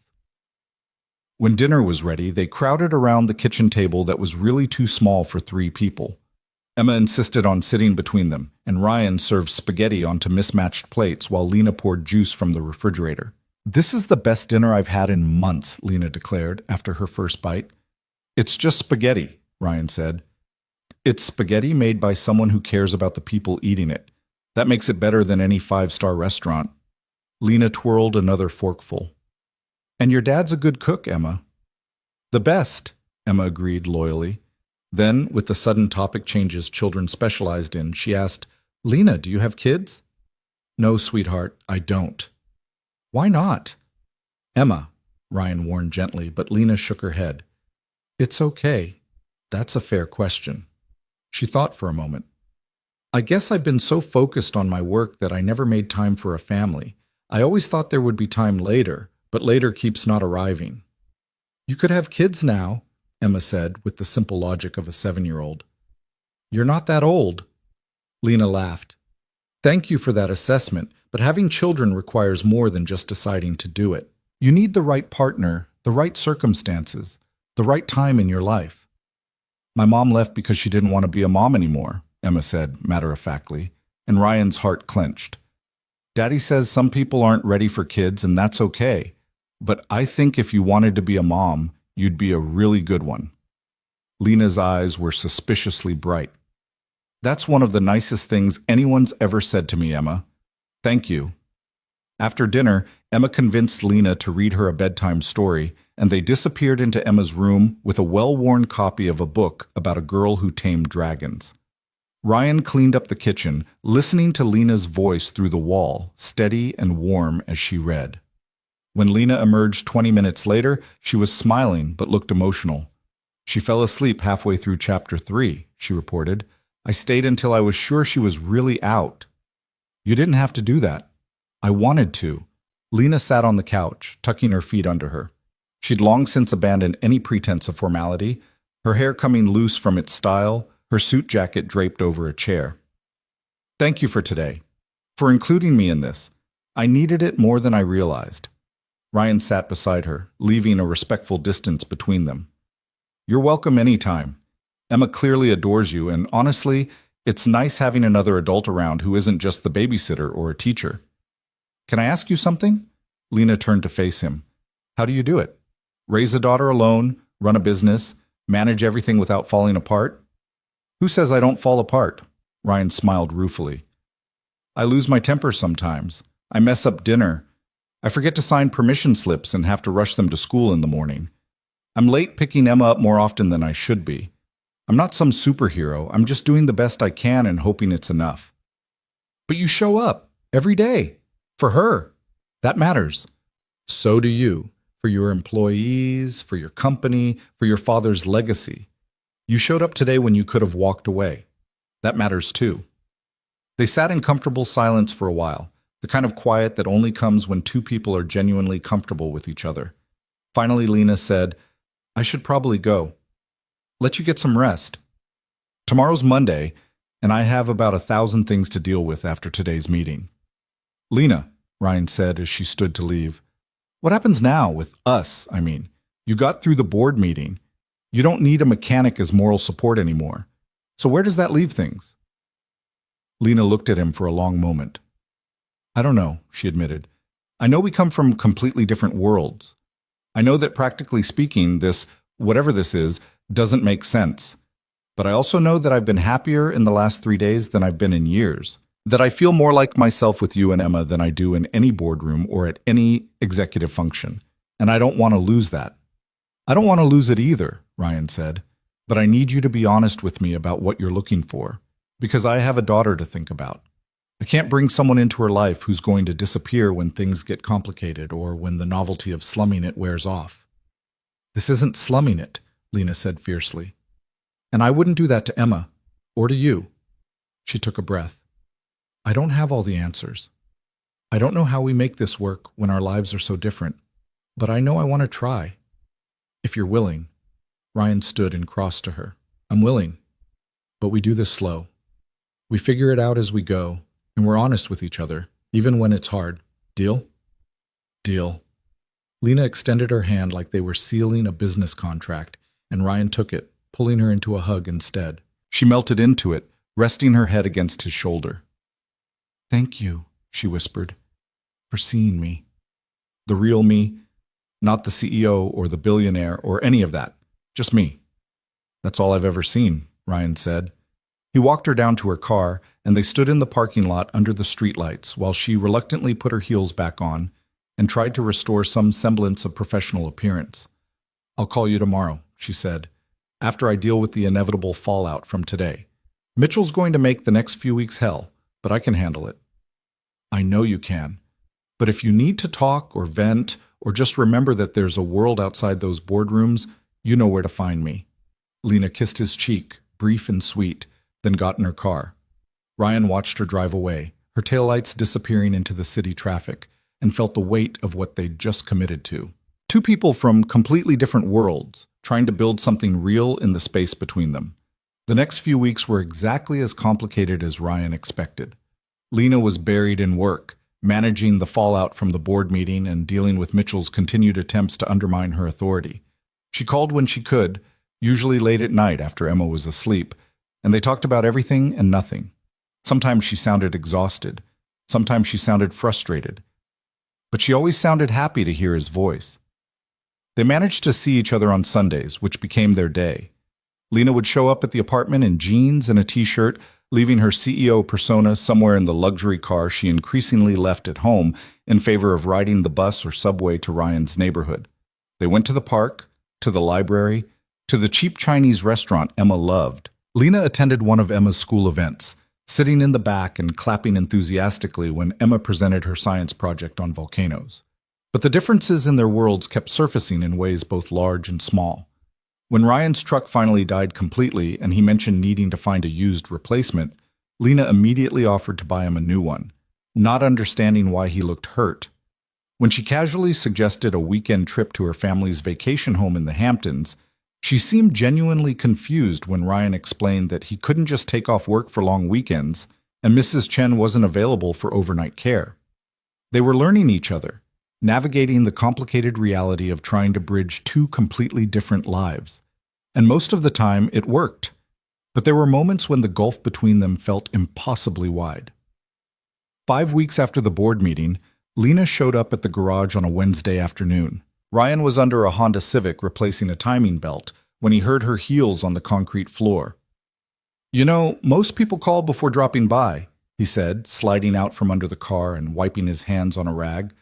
"I know. I'm sorry. I needed to see you." Lena looked agitated, pacing in her business suit and heels, completely out of place among the tools and motor oil. "Mitchell's forcing another vote in 2 weeks. He's got new ammunition this time." Ryan stood, concerned. "What kind of ammunition?" "The Ohio factory modernization is behind schedule. Not by much, just a few weeks, but enough that he can argue I overpromised and underdelivered. And there's been some employee complaints about the pace of change. People who don't like the new systems we're implementing. Mitchell's framing it as proof that my people-first approach doesn't actually work." "Is he right? Is the project failing?" "No, it's actually going better than projected in most areas. The delays are because we're being thorough, making sure we do it right instead of fast. And the complaints are from a handful of people who resist any change. But Mitchell doesn't care about context. He just cares about optics." Lena stopped pacing and looked at Ryan. "I'm going to win this vote. I know I am. But it's going to be harder this time, and I'm going to have to fight dirty, get ahead of his narrative, undermine his credibility, play politics." "So do it," Ryan said. "You know how to play that game." "I do, but I hate it. I hate that this is what corporate leadership has become. I hate that I can't just do good work and have that speak for itself. I hate that I have to spend my time defending myself instead of actually running the company." She looked at him helplessly. "Sometimes I wonder if it's worth it, if I should just step down, take my shareholder payout, and walk away from all of it." Ryan set down his tools and faced her fully. "Is that what you want? To walk away?" "I don't know what I want anymore," Lena admitted. 3 months ago, the company was everything. It was my father's legacy and my entire identity and the only thing that mattered. But now I have you and Emma and Sunday afternoons that don't involve spreadsheets. And I'm starting to wonder if I've been fighting for the wrong thing all along." You're tired, Ryan said gently, and stressed. But you're not a quitter, Lena. You don't walk away from fights just because they're hard. What if I'm fighting the wrong fight? What if the real victory is choosing a different kind of life? Ryan pulled her into his arms, and she came willingly, resting her head against his chest. He could feel her trembling slightly, exhausted and overwhelmed. You don't have to decide anything today. Fight this next battle. Win or lose, then figure out what you really want. But don't make major life decisions when you're running on empty. When did you get so wise? Lena asked, her voice muffled against his shirt. Sometime between the second diaper explosion and the third time I had to explain why we couldn't afford the toy Emma wanted. Parenting teaches you perspective real fast. Lena pulled back and looked up at him. Come with me, she said suddenly, to the next board meeting, like you did last time. I know it's a lot to ask, but I fight better when you're there. You remind me why I'm doing this. Of course I'll come, Ryan said. You don't even have to ask. I'm asking anyway, because this isn't just about showing up. It's about you choosing to be part of this mess, part of my life. Even when it's complicated and stressful and involves corporate politics you shouldn't have to care about. I'm already part of your life, Ryan said. The complicated parts don't scare me. They're just part of who you are. They stood there in the garage, holding each other among the tools and car parts, and Ryan felt the weight of what they were building together. It wasn't simple, it wasn't easy, but it was real. I should let you get back to work, Lena said eventually. I've taken up enough of your afternoon. You can take up my afternoon any time, Ryan said. That's what I'm here for. After she left, Ryan tried to focus on the timing belt replacement, but his mind kept wandering. He'd meant what he said about not being scared of the complicated parts of Lena's life, but he was starting to wonder if the real question wasn't whether he could handle her world, but whether there was actually room for him in it. The next 2 weeks passed in a blur of preparation. Lena sent him documents and reports, trying to explain the intricacies of the situation, but most of it went over his head. He wasn't a businessman. He fixed cars. He knew torque specs and compression ratios, not profit margins and shareholder value. But he showed up anyway. On the morning of the second board meeting, he put on the same suit he'd worn to the last one, dropped Emma at school with a promise to pick her up on time, and drove to Hart Global Industries. Lena was waiting in the lobby, looking every inch the CEO in a black suit that probably cost more than his monthly mortgage. But when she saw him, her expression softened, and some of the tension left her shoulders. Ready? She asked. As I'll ever be, Ryan said. Let's go remind them why you're the best thing that ever happened to this company. They rode the elevator to the 9th floor, and Ryan could feel Lena's nervous energy beside him. He took her hand and she squeezed back, drawing strength from the contact. The boardroom was already full when they entered. Mitchell sat at the far end again, looking confident and prepared. The other board members were arranged around the table, their expressions ranging from supportive to hostile. Margaret Chen nodded at Ryan in greeting, a small smile on her face. A few others looked surprised to see him again, as if they'd assumed his presence last time was a fluke. Shall we begin? Mitchell said, not waiting for an answer. I've called this meeting to revisit the question of leadership in light of recent developments that I believe demonstrate a pattern of poor judgment and mismanagement. He pulled up his presentation, and Ryan settled in for what he knew would be a long morning. But as Mitchell began laying out his case, detailing the delays in Ohio and the employee complaints and the supposedly declining confidence in Lena's leadership, Ryan found himself watching Lena instead. She sat perfectly still, her expression neutral, taking notes on a legal pad.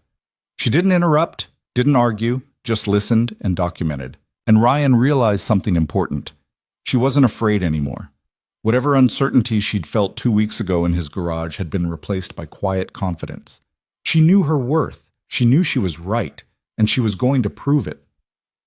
When Mitchell finished his presentation, Lena stood. She didn't have slides or charts this time. She just stood there in her father's place and began to speak, her voice clear and unwavering. Robert is correct that the Ohio modernization is behind schedule by approximately 3 weeks. What he didn't mention is that we discovered structural issues during the renovation that weren't caught in the initial assessment. We could have ignored them, stayed on schedule, and dealt with a potential catastrophic failure in 2 years. Or we could do it right. I chose to do it right. She looked at each board member in turn. As for the employee complaints, yes, there are 7 workers out of 340 who aren't happy with the new systems. 7. That's a 2% dissatisfaction rate, which means 98% of our workforce is either neutral or actively enthusiastic about the changes. In any organizational transformation, you will have resistance. The question is whether you let a vocal minority derail necessary progress. Mitchell started to interrupt, but Lena held up a hand. I'm not finished. You want to talk about patterns of judgment? Let's talk about patterns. In the 18 months I've been CEO, we've increased revenue by 34%. We've reduced workplace injuries by 46%. We've improved employee retention by 28%. We've expanded into 3 new markets and secured contracts with 5 major clients who specifically chose Hart Global because of our reputation for quality and integrity. She pulled out a folder and slid it across the table to Mitchell. And since you brought up the Ohio factory, let's talk about your alternative plan. The one where we close it and move production to Mexico. I had our accounting department run a full cost-benefit analysis, including factors you conveniently omitted.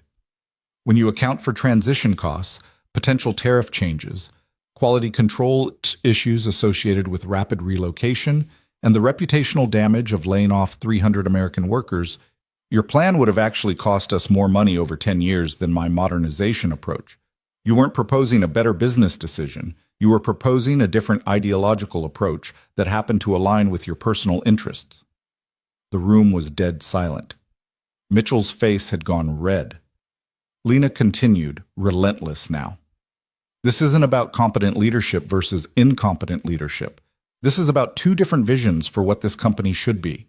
Robert believes in maximizing short-term profits, regardless of long-term consequences or human cost. I believe in building sustainable value that serves all our stakeholders, employees, customers, shareholders, and communities. Both are legitimate business philosophies, but only one aligns with the values my father built this company on. She sat down, and the silence stretched for a long moment. Then Margaret spoke. I move that we table any further votes of no confidence for a minimum of 2 years, allowing Lena to demonstrate the long-term results of her leadership approach without constant political interference. Seconded, said another board member immediately. That's highly irregular, Mitchell protested. We can't just suspend the board's oversight authority. We're not suspending anything, Margaret said calmly. We're simply acknowledging that constant votes of no confidence are disruptive to leadership and counterproductive to the company's success. If there's genuine cause for concern in 2 years, we can revisit the question. But I'm tired of these political games, Robert, and I think I'm not alone. She looked around the table, and Ryan saw nods of agreement from several members. All in favor of the motion? This time, 8 hands went up. Only Mitchell and 2 others voted against. The motion passes, Margaret announced.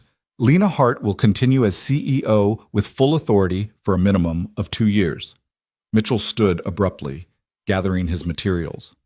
This is a mistake. You're all making an emotional decision that you'll regret when the numbers prove me right. Then I guess we'll see in 2 years, Lena said calmly. Thank you for your concern, Robert.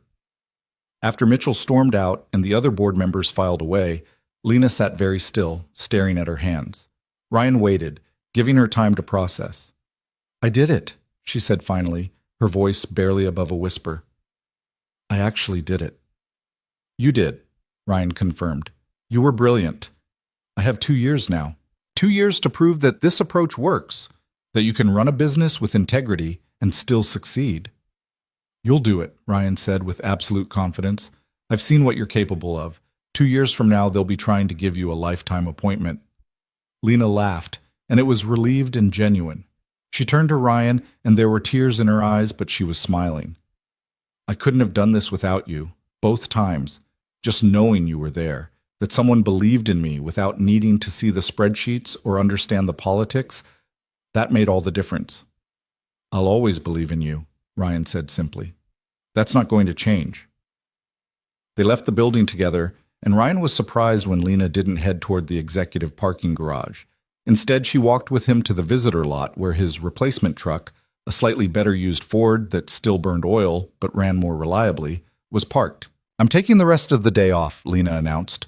First time in 18 months that I voluntarily left the office before 5 p.m. on a weekday. Rebellious, Ryan teased. What are you going to do with all this freedom? I was thinking maybe I could pick Emma up from school with you, if that's okay. I've never done the whole after-school pickup thing, and it sounds nice. Ryan felt warmth spread through his chest. Yeah, that's more than okay. They drove to Emma's school together, arriving 20 minutes early and joining the line of parents waiting outside the main entrance. Lena looked slightly out of place in her executive suit among the casual clothes of the other parents, but she didn't seem to care. She was too busy watching the school doors, waiting for Emma to emerge. When the bell rang and children started pouring out, Emma spotted them immediately. Her face lit up and she ran over, launching herself at Lena first this time. Lena, you're here, at my school. I am, Lena said, hugging her back. Your dad said I could come along for pickup. Is that cool? So cool, Emma confirmed. Wait until Mia sees that my dad brought a pretty lady to pick me up. She's going to be so jealous. They drove home with Emma chattering about her day, and Ryan caught Lena's expression in the rear-view mirror. She looked happy. Actually, genuinely happy in a way he hadn't seen before. Not the polished professional satisfaction of a successful business deal, but the simple joy of being included in something real. Back at the apartment, Emma immediately recruited Lena to help with homework while Ryan started dinner. He listened to them in the other room, Lena patiently explaining fractions using cookies as visual aids, and felt something settle in his chest. This felt right, all of it. The strange combination of billionaire CEO and single dad mechanic, the mismatched worlds colliding in his small apartment, the improbable relationship that somehow worked despite all the reasons it shouldn't. Later that night, after Emma was in bed and Lena was getting ready to leave, she paused at the door and turned to Ryan. I've been thinking, she said carefully, about what I said a few weeks ago, about wondering if I was fighting the wrong fight. Ryan waited, letting her work through whatever she needed to say. I realize now I was asking the wrong question. It's not about whether the company is worth fighting for. It's about whether I can have both. The company and this. You and Emma and Sunday afternoons and school pickups. A real life alongside the professional one. Can you? Ryan asked gently. I want to try. Really try. Not just squeeze personal stuff into the margins when work allows. I want to set boundaries. Leave the office at reasonable hours. Take weekends off. Build a life that's about more than just proving myself. She looked at him. But I can only do that if I have something worth building it for. Someone worth building it with. Ryan crossed to her and took both her hands in his. You have that. You've had it since the night you walked into my garage and asked me to take a chance on something crazy. I'm all in, Lena. Whatever that looks like. However we make it work. I'm in. Lena kissed him then, soft and sweet and full of promise. When she pulled back, she was smiling through tears. I'm in too, she whispered, completely, terrifyingly in. The next 3 months transformed both their lives in ways neither of them had anticipated. Lena kept her promise about boundaries, implementing what her executive team initially called her radical new schedule. She left the office by 6 every evening unless there was a genuine emergency. She took Sundays completely off, no emails, no calls, no exceptions. She hired a second assistant specifically to manage her personal life, blocking out time for the things that mattered outside the boardroom. Her executives were shocked. The board members who'd supported her were cautiously approving. And Mitchell, still fuming from his second defeat, watched everything with calculating eyes, waiting for her to slip. But Lena didn't slip. If anything, she got sharper. The time away from the office gave her perspective and energy. She made better decisions because she wasn't exhausted. She led more effectively because she remembered why the work mattered, and the company continued to thrive. Ryan's life changed too, though in quieter ways. Lena started spending more evenings at the apartment, joining them for dinner 3 or 4 times a week. She'd show up with groceries, insisting on contributing since she was eating their food, and Ryan would find expensive ingredients mixed in with his usual budget staples. Emma started setting 3 places at the table automatically, expecting Lena to be there. They fell into routines that felt domestic and permanent. Lena helped Emma with homework while Ryan cooked. They watched movies together on Friday nights, Emma wedged between them on the couch. Lena attended Emma's school concerts and parent-teacher conferences, sitting beside Ryan like she belonged there. But the differences in their worlds still surfaced in unexpected ways. When Emma mentioned wanting dance lessons, and Ryan had to gently explain that they couldn't afford them right now, Lena immediately offered to pay. Ryan refused, more sharply than he'd intended, and they had their first real fight about money and pride and the complicated dynamics of their relationship. "I'm not trying to buy my way into your life," Lena had said, frustrated and hurt. "I'm trying to help. Emma wants dance lessons. I can afford them. Why is that a problem?" "Because she's my daughter and I provide for her," Ryan shot back. "I know I can't give her everything, but what I do give her is earned. I don't want her growing up thinking that things just appear because someone with money waves their hand." "So you'd rather she miss out on something she wants because of your pride?" "It's not about pride. It's about teaching her the value of things, about her understanding that good things come from hard work, not from someone else's checkbook." They'd eventually found a compromise. Lena sponsored a dance scholarship program at Emma's school, funding lessons for 10 kids, including Emma. It wasn't charity for Ryan's daughter specifically. It was an investment in the community that happened to benefit Emma along with 9 other children. Ryan could accept that, barely. But the incident left both of them rattled, forcing them to confront the fundamental inequality in their relationship. Lena had resources Ryan couldn't match. She could solve problems with money that would take him months or years to address through work and saving, and they both had to figure out how to navigate that reality without it destroying what they were building. Emma, for her part, seemed to adjust to Lena's presence with the easy acceptance of childhood. She started calling Lena by name instead of Daddy's friend, which felt like progress. She asked Lena questions about her work, fascinated by the idea of someone running a huge company. And she started talking about the future in ways that included Lena, making plans for things they'd do together months from now. Ryan noticed and tried not to think too hard about what it meant.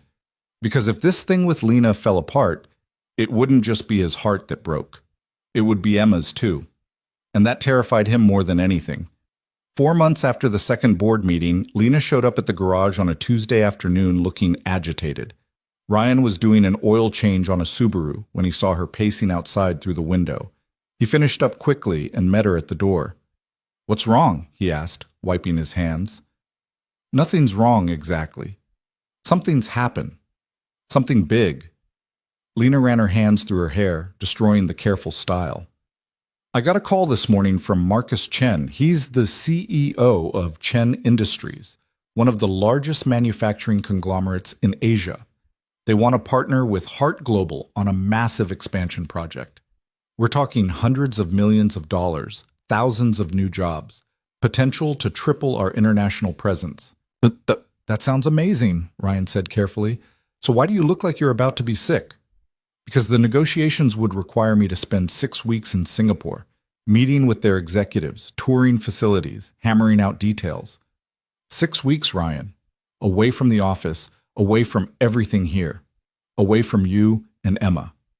Ryan felt his stomach drop. 6 weeks. "I know, it's too much. I'll tell them no. We can find another way to structure the deal, maybe send someone else to handle the initial negotiations, and I can finalize everything remotely." "Lena." Ryan stopped her spiraling. "This is huge for your company, for your career. You can't turn it down because of us." "I can if the cost is losing what we've built here. I meant what I said about having a life outside of work, about prioritizing the things that matter. You and Emma matter more than any business deal." Ryan pulled her into the small office at the back of the garage where they could have privacy. "Sit down. Let's think through this rationally instead of making emotional decisions we'll regret." Lena sat, and Ryan took the chair across from her. 6 weeks is a long time," he said. "But it's not forever. We can handle 6 weeks if it means securing your company's future. Emma and I will miss you like crazy, but we'll survive." "What if Emma thinks I'm abandoning her? What if she thinks I'm just like her mother, leaving when things get complicated?" "Emma knows you're not like her mother. She knows you're going for work, not running away from her. We'll video call every day. You'll still be part of her life, even if you're on the other side of the world." "What about us?" Lena asked quietly. 6 weeks apart when we're still figuring this out. What if the distance makes you realize you're better off without all my complications?" Ryan reached across and took her hands. "That's not going to happen. I'm not going anywhere. but I need you to be honest with me. Do you want to go? Not because you feel obligated or because it's good for the company, but because this opportunity excites you? Lena was quiet for a long moment. It does, she admitted. This is the kind of deal that could transform Hart Global into a truly international player. It's everything my father dreamed of but never quite achieved, and I want to be the one who makes it happen. I want to prove that his faith in me was justified. Then you should go, Ryan said simply. You should take this opportunity and knock it out of the park. Emma and I will be here when you get back. You make it sound so simple. It is simple. Not easy, but simple. You go do what you need to do. We'll hold down the fort here, and in 6 weeks you come home and tell us all about it.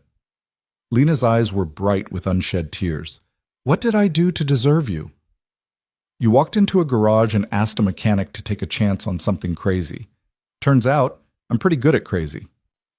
They told Emma that evening over dinner.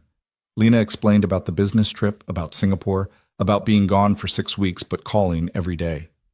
Emma's face fell, but she listened carefully. 6 weeks is a really long time, Emma said finally. I know, sweetheart, I'm going to miss you so much, but this is really important for my work, and your dad thinks I should go. Emma looked at Ryan, seeking confirmation. You think she should go? I do, Ryan said. Sometimes grown-ups have to do hard things for their jobs. It doesn't mean Lena doesn't care about us. It just means she has responsibilities she needs to take care of. Like when you have to work late at the garage and Mrs. Chen picks me up? Exactly like that, Ryan confirmed. Emma thought about this, her face serious. Then she turned to Lena. Will you bring me back a present? Lena laughed, relieved. The best present I can find, I promise. And will you really call every day, every single day?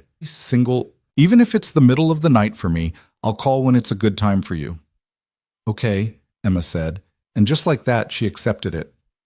But 6 weeks is still really long. You better come back. I will, Lena promised, pulling Emma into a hug. I absolutely will. The next 2 weeks were a blur of preparation. Lena worked longer hours than she had in months, getting everything organized so the company could run smoothly in her absence. She promoted her VP of Operations to acting CEO, established clear communication protocols, and made sure her executive team was prepared for any situation that might arise. She also spent every possible moment with Ryan and Emma. They went to the park, to movies, to the library. They had dinner together every night. Lena read to Emma before bed, savoring the quiet moments that she'd soon be missing. The night before her flight, Lena stayed late after Emma went to sleep. She and Ryan sat on the balcony overlooking the alley, drinking coffee, and pretending they weren't both dreading the morning. I'm terrified, Lena admitted. Not of the negotiations or the business side. I can handle that. I'm terrified that 6 weeks is going to be too long, that something will happen and I won't be here, that Emma will need me and I'll be halfway around the world. We'll be okay, Ryan said. And if something happens, you'll be on the next flight home. But nothing's going to happen. We're going to miss you, count down the days, and be waiting at the airport when you get back. Promise me something, Lena said.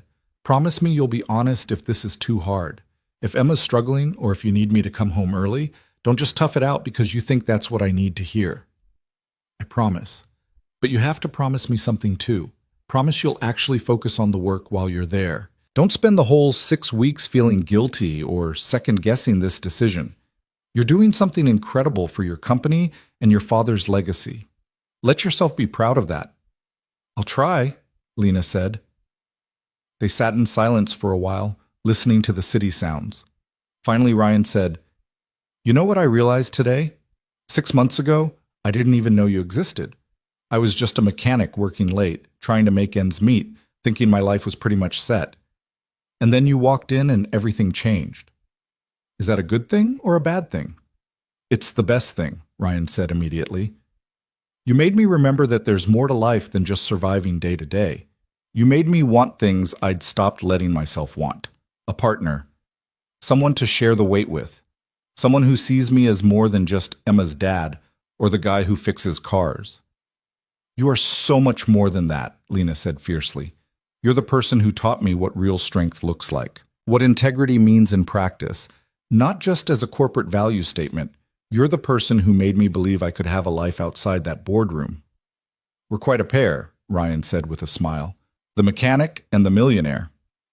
Billionaire, technically, Lena corrected, then laughed at his expression. Sorry, that sounded obnoxious. My point is the money doesn't matter. The titles don't matter. What matters is this, us, what we've built together.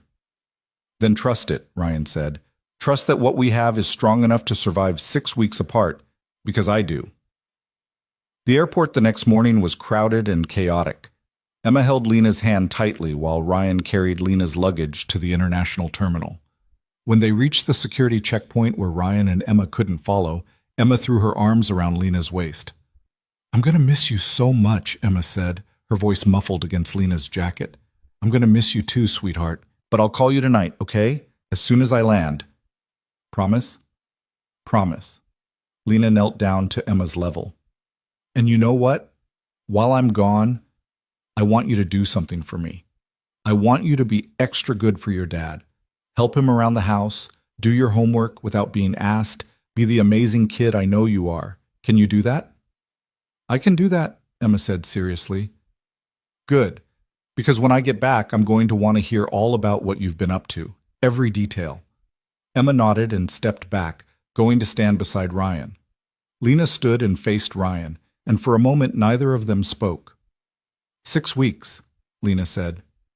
6 weeks, Ryan confirmed. And then you come home. Home, Lena repeated, and something in her expression shifted. Yeah, I like the sound of that. She kissed him, not caring about the crowds or the public setting, just needing the contact. Ryan kissed her back, putting everything he couldn't say into it. Go, he said when they finally broke apart. Go be brilliant. We'll be here. Lena grabbed her carry-on, waved one more time to Emma, and disappeared through security. Ryan and Emma stood there watching until she was completely out of sight. Come on, kiddo, Ryan said, taking Emma's hand. Let's go get breakfast. Pancakes sound good? With chocolate chips? With chocolate chips, Ryan confirmed. The first week without Lena was harder than Ryan expected. The apartment felt empty without her presence. Emma asked about her constantly, counting down the days until she'd be back, and Ryan found himself reaching for his phone a dozen times a day, wanting to share something with Lena before remembering she was 13 hours ahead and probably in meetings. But they adjusted. Lena called every evening Emma's time, which was early morning for her. They video chatted, and Emma would tell her about school while Lena drank coffee in her hotel room in Singapore. On weekends, they'd have longer calls, and Lena would show them the city through her phone camera. This is the Gardens by the Bay, Lena said one Sunday, panning across an incredible structure of metal trees and suspended walkways. And over there is the Marina Bay Sands Hotel. It looks like a ship on top of 3 towers. It's so pretty, Emma breathed. Are you having fun? I'm working really hard, Lena said. But yes, parts of it are fun. The food is amazing and the people I'm meeting are really interesting. But I miss you guys like crazy. We miss you too, Emma said. Daddy made spaghetti last night and it wasn't as good as when you help. Hey, Ryan protested from off camera. My spaghetti is perfectly fine. It's fine, Emma agreed diplomatically, but it's better with Lena. By week 3, Ryan could see the strain starting to show on Lena. The negotiations were intense, the hours brutal. She looked exhausted during their calls, dark circles under her eyes despite the makeup she wore for business meetings. How's it going really? Ryan asked one night after Emma had gone to bed, and they had a few minutes to talk privately. It's going well. The deal is coming together. Chen Industries is impressed with our proposals, and I think we're close to a preliminary agreement. Lena rubbed her temples. But it's exhausting. 12-hour negotiation sessions, navigating cultural differences, managing my team here while trying to keep tabs on what's happening back home. I knew it would be hard, but this is next level. You can handle it, Ryan said. I've seen you in action. You were born for this. Sometimes I wonder if I was born for any of this, Lena said quietly, or if I've just convinced myself I have to do it because of my father's legacy. There are moments in these meetings where I think about what it would be like to just walk away from all of it. Come home, be with you and Emma, live a simpler life. Is that what you really want? Lena was quiet for a long moment. I don't know. A year ago, the answer would have been a clear no. The company was everything. But now I have something else to compare it to. Something that makes me happier than any business deal ever has. But, Ryan prompted, hearing the unspoken word. But I'm also good at this. Really good. And there's a satisfaction in that. In knowing I can walk into a room full of powerful people and hold my own. In building something that matters and employs thousands of people. I just wish I didn't have to choose between the work I'm good at and the life I actually want. Maybe you don't have to choose, Ryan said. Maybe you just have to find better balance. You've been doing that these past few months, right? Making time for both? Until I had to spend 6 weeks on the other side of the world, Lena pointed out, which is temporary. An exception, not the rule. When you get back, you go back to the boundaries you set, the schedule you established, the life we're building. 3 more weeks, Lena said. 3 more weeks and I'll be home. But the universe had other plans. 2 days later, Ryan's phone rang at 2 in the morning. He fumbled for it, heart pounding because calls at that hour never meant anything good. Ryan? Lena's voice was strained and shaky. I need to tell you something. What's wrong? Are you okay? I'm fine, but there's been a complication with the deal. Chen Industries wants to add another component to the partnership, but it requires additional negotiations. My team thinks we should agree because it would make the overall deal even better, but it means I need to stay longer. How much longer? Ryan asked, though he already knew he wasn't going to like the answer. Another 3 weeks, maybe 4. Lena's voice broke. Ryan, I can't do it. I can't stay away that long. I'm already barely holding it together. 9 or 10 weeks total? I'll tell them no. We can structure the deal without this additional piece. Ryan sat up, fully awake now. How much better would the deal be with this component? Ryan, answer the question, Lena. How much better? Significantly. It would add manufacturing capabilities in Southeast Asia, create about 2,000 additional jobs across both companies, and position Hart Global as a major player in the Asian market for the next decade. But I don't care about any of that if it means you care, Ryan said gently. You care a lot, and you should. This is exactly the kind of opportunity you went there to pursue. Not at the cost of losing you and Emma. You're not going to lose us. We've made it 3 weeks. We can make it 6 more if we have to. But Emma is fine. She misses you, but she understands. And she'll understand this too. We both will. Ryan took a breath. Lena, I know this is hard. I know you want to be here, but you're so close to something incredible. Don't walk away from it because you're tired and homesick. See it through. Finish what you started. Are you sure? Lena asked, and she sounded so small and uncertain that Ryan's heart ached. I'm sure. We'll be here. We'll wait. And when you finally do come home, you'll have closed the deal of the century and proved once and for all that you're exactly the leader your company needs. I love you, Lena said suddenly.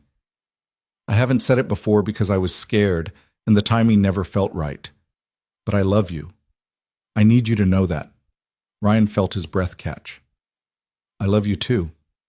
I think I have since the night you walked into my garage and asked me to take a crazy chance with you. 3 more weeks minimum, Lena said. I'll work as fast as I can to get through these negotiations. We'll be counting the days, Ryan promised. Telling Emma was harder. She took the news quietly, her face falling, and Ryan could see her trying to be brave. I know it's disappointing, sweetheart, he said, but this is really important for Lena's work. She wants to be here, but she needs to finish what she started. I understand, Emma said in a small voice, but I miss her. I know. I miss her too. That night, Emma crawled into bed with Ryan, something she hadn't done in over a year. She curled up against his side, and he held her while she cried quietly. What if she doesn't come back? Emma whispered. What if she decides to stay there forever like Mom did? Lena is not like your mom, Ryan said firmly. She's coming back. She promised, and Lena keeps her promises. She's just working really hard on something important right now. Does she still love us even though she's been gone so long? Ryan's heart broke a little. She loves us so much, Emma. That's why this is so hard for her. She wants to be here with us, but she also has responsibilities she needs to take care of. Being a grown-up means sometimes you have to do hard things even when you don't want to. The next 3 weeks crawled by. Lena called every day, but the strain was showing on everyone. Emma became quieter, more withdrawn. Ryan found himself short-tempered with customers at the garage, frustrated by delays and complications that normally wouldn't bother him. And Lena looked progressively more exhausted, the pressure of the negotiations wearing her down. "I'm close," she said during a call in week 5. "Maybe one more week. Chen and I are ironing out the final details." "One more week we can handle," Ryan said, trying to inject confidence he didn't entirely feel. But 1 week turned into 8 days, then 10. Each delay was small, reasonable, necessary, but they added up, stretching the separation longer and longer. On day 63, nearly 9 full weeks since Lena had left, Ryan's phone rang with a video call from an unknown number. He answered to find Lena's face filling the screen, but she was crying. "It's done," she said. "We signed the agreement 2 hours ago. The deal is finalized. I'm coming home." "When?" Ryan asked. "Tomorrow. I'm catching a flight first thing in the morning. I'll be home by tomorrow evening, your time." Lena wiped her eyes. "Ryan, I can't do this again. I know this deal was important, and I'm proud of what we accomplished, but I can't spend 2 months away from you and Emma. It's too hard. It costs too much." "We'll figure it out," Ryan said. "When you get home, we'll figure out how to make this work better. But right now, just get on that plane and come home to us." "Home," Lena repeated, and she smiled through her tears. "Yeah, I'm coming home." Ryan told Emma the news as soon as she got home from school, and her shriek of joy probably alarmed the neighbors. She insisted on making a welcome home sign, covering an entire poster board with drawings and messages. Ryan helped her hang it in the living room, and they spent the evening cleaning the apartment and preparing for Lena's return. The next evening, Ryan and Emma went to the airport 3 hours early because Emma couldn't stand waiting at home. They stood at the international arrivals gate, Emma bouncing on her toes with the sign held high. When Lena finally emerged through the doors, pulling her luggage and looking exhausted, Emma screamed and ran to her. Lena dropped everything and caught her, holding her tight while Emma wrapped around her like a barnacle.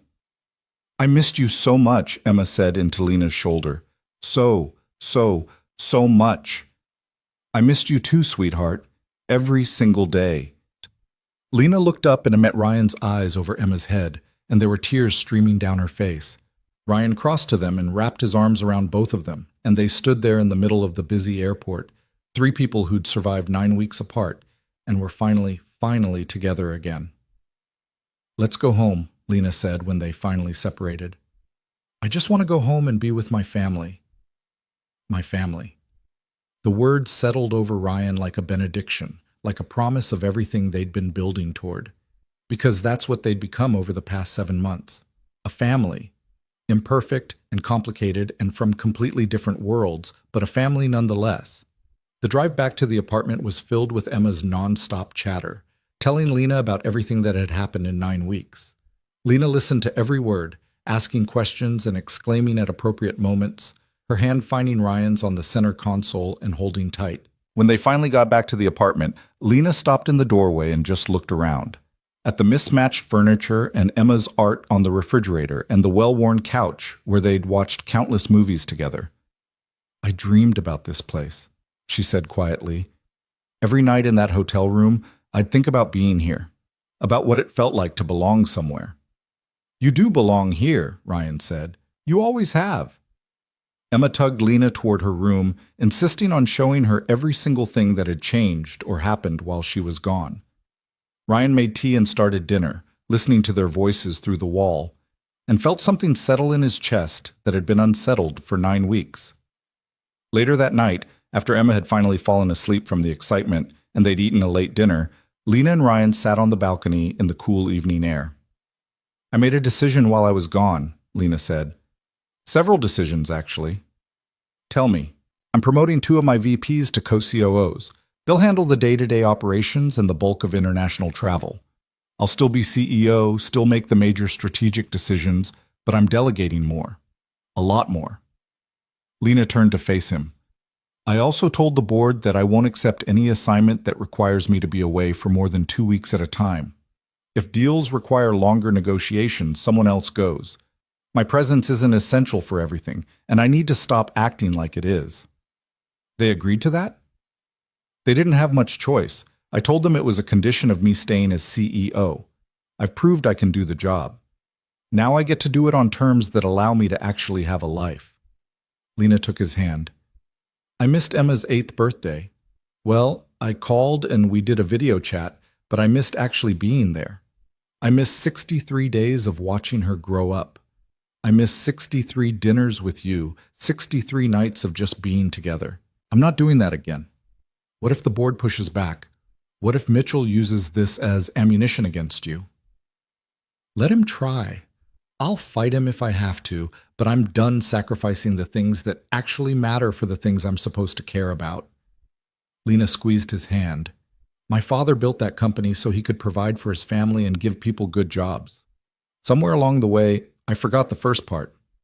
I was so focused on honoring his legacy by running the company that I forgot his actual legacy was making sure the people he loved knew they were loved. I won't forget that again. Ryan pulled her close, and she rested her head on his shoulder. They sat like that for a long time, listening to the city and just being together. I have something to ask you, Lena said eventually. And I know the timing might seem fast, but 9 weeks alone gave me a lot of time to think about what I want. Okay, Ryan said carefully. I want this to be real. Not just dating, not just seeing where things go. I want to build a life with you and Emma. I want to wake up here instead of in that sterile apartment. I want to be part of the daily routine, the homework help, the school events, all of it. Lena pulled back to look at him. I'm not asking you to marry me, not yet anyway, but I'm asking if I can move in, if we can officially be a family instead of just playing at it. Ryan felt his heart hammer in his chest. It was fast. It was crazy. It was everything he wanted and everything that terrified him. Emma, he said. We need to talk to Emma first. This affects her as much as us, maybe more. Of course, Lena agreed immediately. I wouldn't do this without her being completely on board. And we do it slowly. Maybe you start staying over more nights, keep some things here, ease into it rather than just moving in all at once. Whatever feels right, Lena said. I'm not trying to rush this or force anything. I know what I want. And I wanted you to know that too. Ryan kissed her, soft and sure. I want it too, he admitted. I want you here. Emma wants you here. But let's do it right. Make sure we're all ready for what this means. Deal, Lena said, and she smiled. We're pretty good at making deals, you and me. The best, Ryan agreed. They went inside together, and Ryan thought about the mechanic he'd been 7 months ago, working late and struggling to make ends meet, never imagining that a woman in expensive clothes would walk into his garage and change everything. Never dreaming that he'd fall in love with a billionaire CEO, or that she'd fall in love with him, or that they'd somehow make it work despite all the reasons it shouldn't. Life was strange and unpredictable and occasionally magical. And standing in his small apartment with the woman he loved sleeping in the next room and his daughter dreaming in her bed, Ryan decided he wouldn't change a single thing. The conversation with Emma happened the following weekend over breakfast at their favorite diner, the one with the sticky boots and waitresses who knew Emma's order by heart. Lena sat across from Ryan while Emma worked her way through a stack of chocolate chip pancakes, and they both waited for the right moment to bring it up. Finally, Ryan set down his coffee and said, Emma, Lena and I want to talk to you about something important. Emma looked up, syrup on her chin, instantly alert to the serious tone. Am I in trouble? No, sweetheart, nothing like that, Lena assured her. We just want to know how you'd feel about something, about me being around more, like a lot more. You're already here a lot, Emma pointed out. You have dinner with us almost every night. That's true, but what if I stayed over more nights? What if I kept some of my things at the apartment so I didn't have to keep going back and forth? What if we were all together more officially? Lena glanced at Ryan, then back to Emma. How would you feel about that? Emma was quiet for a moment, considering this with the gravity it deserved. Would you sleep in Daddy's room? Yes, Lena said honestly. Is that okay with you? I guess so. Sarah's mom has a boyfriend who stays over sometimes. Emma took another bite of pancakes, chewing thoughtfully. Would you leave again, like you did for Singapore? The question hit both adults hard. Lena reached across the table and took Emma's hand. I won't lie to you and say I'll never have to travel for work, but I promise I will never be gone that long again, and I will always, always come back. This is where I want to be, with you and your dad. What if you change your mind? What if you decide you don't want to be with us anymore? Emma's voice was small, and Ryan recognized the fear underneath. She was thinking about her mother, about being left behind. Emma, look at me, Lena said gently. When Emma met her eyes, Lena continued, I can't promise that nothing will ever change or that we'll never have problems. But I can promise that I'm not going anywhere. I love you, I love your dad, and I'm choosing to be here because this is what I want more than anything else in the world. Do you promise? Emma asked. I promise, Lena said firmly. Cross my heart. Emma seemed to accept this. She went back to her pancakes, then said casually, Okay, you can move in, but you have to help with the hard math homework. Daddy's not very good at fractions. Hey, Ryan protested, but he was smiling. It's true, Daddy. You said so yourself last week. Lena laughed, and the tension that had been building broke. I can definitely help with math homework. Deal? Deal, Emma agreed, offering her sticky hand for a shake. They started slowly, just like Ryan had suggested. Lena brought over a few changes of clothes, some toiletries, work files she needed for early morning prep. She started staying 4 or 5 nights a week, and on the night she went back to her own apartment, they all felt the absence keenly. Ryan's neighbors noticed and had opinions, of course. Mrs. Chen smiled knowingly and made pointed comments about how nice it was to see Ryan happy again. The couple downstairs asked nosy questions about Lena's car, always being in the lot. And Mr. Petrov from 3B actually stopped Ryan in the hallway to tell him he'd seen Lena on the news and did Ryan know he was dating someone famous. She's not famous, Ryan had said. She's just successful. On the news is famous, Mr. Petrov insisted. You be careful. Rich people are different. But in the small world of their apartment, Lena wasn't different. She was the woman who helped Emma sound out difficult words in her reading homework. She was the person who learned to make Ryan's coffee the way he liked it, strong and black with just a hint of sugar. She was the one who insisted on contributing to groceries and utilities, who cleaned the bathroom without being asked, who gradually transformed the sterile apartment into something that felt like a real home. 6 weeks after Singapore, on a quiet Tuesday evening, Lena showed up at the apartment with a realtor in tow. What's going on? Ryan asked, confused. I'm selling my penthouse, Lena announced. It's too big, too expensive, and I hate it there. I haven't spent a night in it since I got back from Singapore, and I realized I don't want to, so I'm selling it and making this official. Lena, this apartment is tiny. It's barely big enough for Emma and me, let alone adding another person permanently. So we'll get a bigger place, Lena said. Together. Something that works for all 3 of us. I can't afford, then we find something I can afford, and you contribute what you can. Or we find something we can both afford together, or we figure out some other arrangement that works. But Ryan, I'm tired of maintaining 2 separate lives. I want one life, with you and Emma, in a home we actually choose together. Emma, who'd been listening from her room, came running out. Does this mean we're moving? Can I have a bigger room? Can we get a place with a yard? Maybe, Lena said, laughing. We'll look at options and see what works for everyone. Ryan felt overwhelmed. This is happening really fast. We've been together for 8 months, Lena pointed out. I've spent 9 weeks on the other side of the world missing you desperately. I know what I want. But if you need more time, we can slow down. Ryan looked at Emma's excited face, then at Lena's hopeful expression, then around the small apartment that had been his refuge and his prison for 3 years. It was too small, and the heat didn't work right, and the neighbors were nosy. But it had been home because it was where he and Emma had built their life together. The question was whether he was brave enough to build something new. Okay, he said finally, let's look at options. But we do this as a family. All 3 of us have to agree on whatever we choose. Deal, Lena said, and Emma cheered. House hunting was an education in compromise and communication. Lena kept suggesting places that were gorgeous but felt sterile, all modern lines and minimalist design. Ryan looked at modest houses in their current neighborhood that Lena gently pointed out had structural issues or were in areas with failing schools. Emma wanted anywhere with a yard big enough for a dog. They were about to give up in frustration when their realtor showed them a house in a transitional neighborhood halfway between Ryan's garage and Lena's office. It was a craftsman-style home that had seen better days, with a yard that needed work and an interior that desperately needed updating. "It's a disaster," the realtor said apologetically. "I almost didn't show it to you, but it's the right size and the right location, and the price is reasonable." "It has good bones," Ryan said, walking through and seeing past the outdated fixtures and worn floors. "The foundation is solid. The roof looks newer. With some work, this could be really nice." "With a lot of work," Lena corrected, but she was smiling. "But I can see it. I can see us here."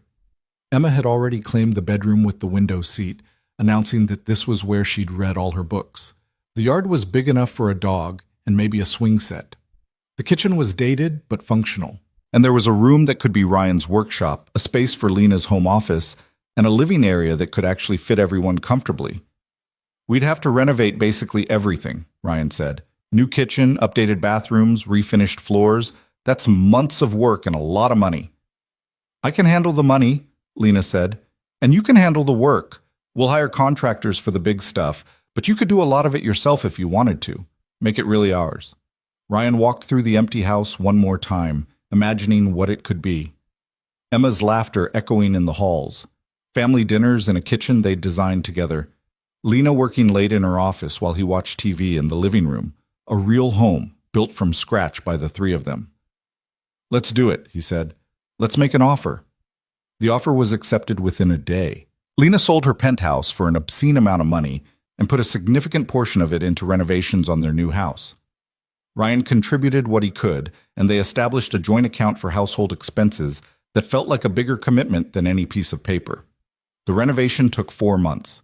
Ryan worked on it every evening and all weekend, stripping old wallpaper and refinishing floors, installing new fixtures and painting walls. Lena helped when she could, though her contributions mostly involved design decisions and writing checks to contractors. Emma picked paint colors for her room and helped Ryan sand cabinets until her arms were tired. Meanwhile, life continued to evolve in other ways. The Singapore deal had transformed Hart Global's international presence exactly as projected. Revenue was up 46%, and the board was thrilled. Even Mitchell had to grudgingly acknowledge the success, though he still looked for any opportunity to undermine Lena's authority. But Lena had kept her promise about boundaries. She left the office by 6 most evenings. She took weekends off unless there was a genuine emergency. She delegated extensively and empowered her team to handle situations that didn't absolutely require her direct involvement. And the company thrived under this new approach, proving that sustainable leadership was actually more effective than the burnout culture she'd been perpetuating. Ryan's garage was doing better too. Word had spread about his quality work, and he'd gotten several new commercial accounts that provided steady income. He'd hired a part-time mechanic to help with the workload, a young guy fresh out of technical school who reminded Ryan of himself 10 years ago. For the first time in years, Ryan wasn't constantly worried about making rent or covering Emma's expenses. The changes in their financial situation created some awkward moments. When Emma needed new school clothes, Lena bought them without thinking twice. When Ryan's truck needed major repairs, Lena offered to just buy him a new vehicle. These gestures came from generosity, but they also highlighted the massive inequality in their relationship. They fought about it one evening while painting the guest bedroom. Ryan had snapped at Lena for offering to pay for Emma's upcoming school trip to Washington, D.C., and Lena had snapped back that she was trying to help, and he needed to stop being so stubborn. "It's not about being stubborn," Ryan said, setting down his paint roller harder than necessary. "It's about Emma understanding that things have value, that you can't just throw money at every situation. I'm not throwing money at situations. I'm providing for the people I love. That's what family does. But she's my daughter. Providing for her is my responsibility." "And she's becoming my daughter too," Lena shot back. "Or have you not noticed how she introduces me to people? How she talks about my dad and Lena like we're a unit. I'm not trying to replace you or undermine you. I'm trying to be a partner. But you won't let me." The words hung in the air between them. Ryan put down his paint roller and faced her properly. "You're right. he said quietly. I'm sorry. I keep thinking about this relationship like it's temporary. Like eventually you'll realize you don't belong in this life and you'll go back to your world. But you're not going anywhere, are you? I'm not going anywhere, Lena confirmed. This is my world now. You and Emma and this house we're building together. I need you to believe that. I'm trying, Ryan admitted. But sometimes the difference between us feels so big. You casually spend more on renovations than I'll make in 5 years. You write checks without thinking about it while I'm still calculating every purchase. It's hard not to feel like I bring nothing to this relationship except complications. Lena crossed to him and took his paint-covered hands in hers. You bring everything that matters. You bring integrity and kindness and the ability to see people as people instead of transactions. You bring Emma, who's the best kid I've ever known. You bring stability and groundedness, and you remind me why any of the work I do actually matters. She squeezed his hands. I have money. That's all it is. You have everything else. We're going to keep having this fight, Ryan said. Every time the money difference comes up, we're going to struggle with it. Probably, Lena agreed, but we'll figure it out, just like we figured out everything else. They finished painting the guest room in silence, working side by side until the walls were a soft sage green that Lena had picked and Ryan had approved. It wasn't a perfect resolution, but it was progress. And in a relationship built on bridging different worlds, progress was what mattered. The house was finally finished in early November, just in time for Emma's 8th birthday. They threw a party in their new home, inviting Emma's school friends and Ryan's neighbors and a few of Lena's colleagues who'd become genuine friends. Margaret Chen brought a beautiful hand-painted vase as a housewarming gift. Mrs. Chen from Ryan's old building made dumplings. Emma's teacher commented on how nice it was to see a child in such a stable, loving home. Ryan watched Lena navigate between different groups, equally comfortable talking to his mechanic employee and her executive VP of operations. She'd learned to code switch, to be herself in any context without losing the core of who she was. And Emma moved through the crowd like a little hostess, introducing her friends to my dad and Lena with obvious pride. Later that night, after the guests had left and Emma had gone to bed exhausted and happy, Ryan and Lena sat on their new back porch looking at the yard they'd need to landscape in the spring. This is nice, Lena said contentedly. Having a home that's actually ours. Not yours or mine, but ours. It is, Ryan agreed, though I still can't believe I live in a house with 4 bathrooms. That's 1 bathroom per person and a spare. It's excessive. It's reasonable, Lena corrected, and you were the one who said we should have a guest room for when Emma has friends sleep over. I also said we didn't need heated bathroom floors. But aren't they nice? Lena teased. Admit it, you love the heated floors. They're okay, Ryan said, fighting a smile.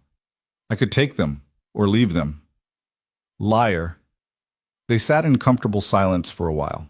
Then Lena said, I got a call from the board yesterday. They want to make my CEO position permanent. No more interim status, no more 6-month reviews, just a standard contract with a formal appointment. Lena, that's incredible. Why didn't you lead with that? Because I wanted to think about it first, to make sure it's what I really want. Lena turned to look at him. It comes with expectations. Increased responsibilities, more visibility, pressure to perform at an even higher level. And I need to make sure I can do all of that while still being the partner and parent I promised to be. You can, Ryan said with certainty. You've proved that over the past year. You've run that company better than anyone else could while still showing up for Emma's school events and eating dinner with us most nights. The permanent position doesn't change that.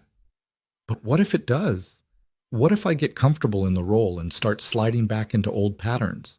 Working too late, traveling too much, prioritizing the company over everything else? Then I'll call you on it, Ryan said simply. That's what partners do. We keep each other honest. We remind each other what actually matters. And if you start sliding back into those patterns, I'll tell you, just like you'd tell me if I was spending too much time at the garage and not enough time at home. Lena leaned her head on his shoulder. I'm going to accept it. The permanent CEO position. Because I've earned it and because I can do it the right way. My way.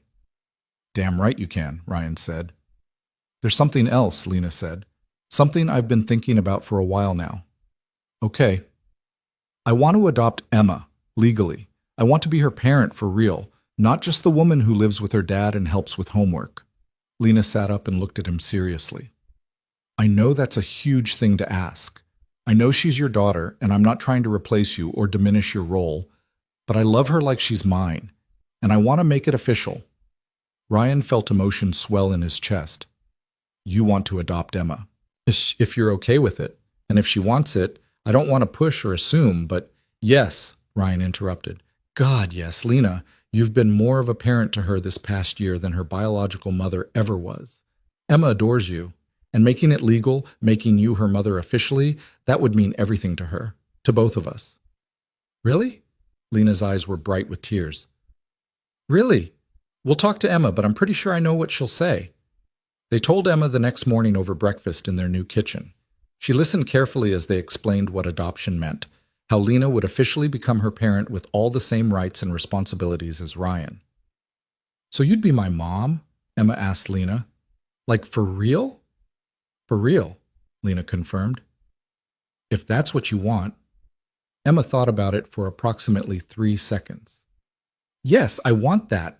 Can I call you Mom instead of Lena? Lena burst into tears, nodding. You can call me whatever you want, sweetheart. Mom, Emma said, testing it out. Mom, hey, Mom, can you pass the orange juice? She giggled. That sounds good. Ryan watched them hug, his daughter and the woman who'd become so much more than he'd ever expected, and felt his own eyes burning. A year ago, he'd been a struggling single father working late hours and barely keeping his head above water. Now he had a partner, a home, and a family that was choosing each other deliberately and completely. The adoption process took 4 months. Emma's biological mother had to be located and served with papers, and there was a tense week where they worried she might contest it. But in the end, she signed away her parental rights without much fuss, apparently relieved to be officially free of responsibility. The court hearing was in March, on a rainy Wednesday morning. They dressed up and brought Margaret Chen as a character witness. The judge was a woman in her 60s who reviewed the paperwork, interviewed Emma privately to ensure this was what she wanted, and then made it official with the strike of a gavel. Congratulations, she said, smiling at them. You're officially a family. Emma threw her arms around Lena, saying Mom over and over, like she was making up for lost time. Lena held her tight, crying happy tears while Ryan wrapped his arms around both of them. Outside the courthouse, they took a family photo on the steps, the 3 of them squeezed together under an umbrella.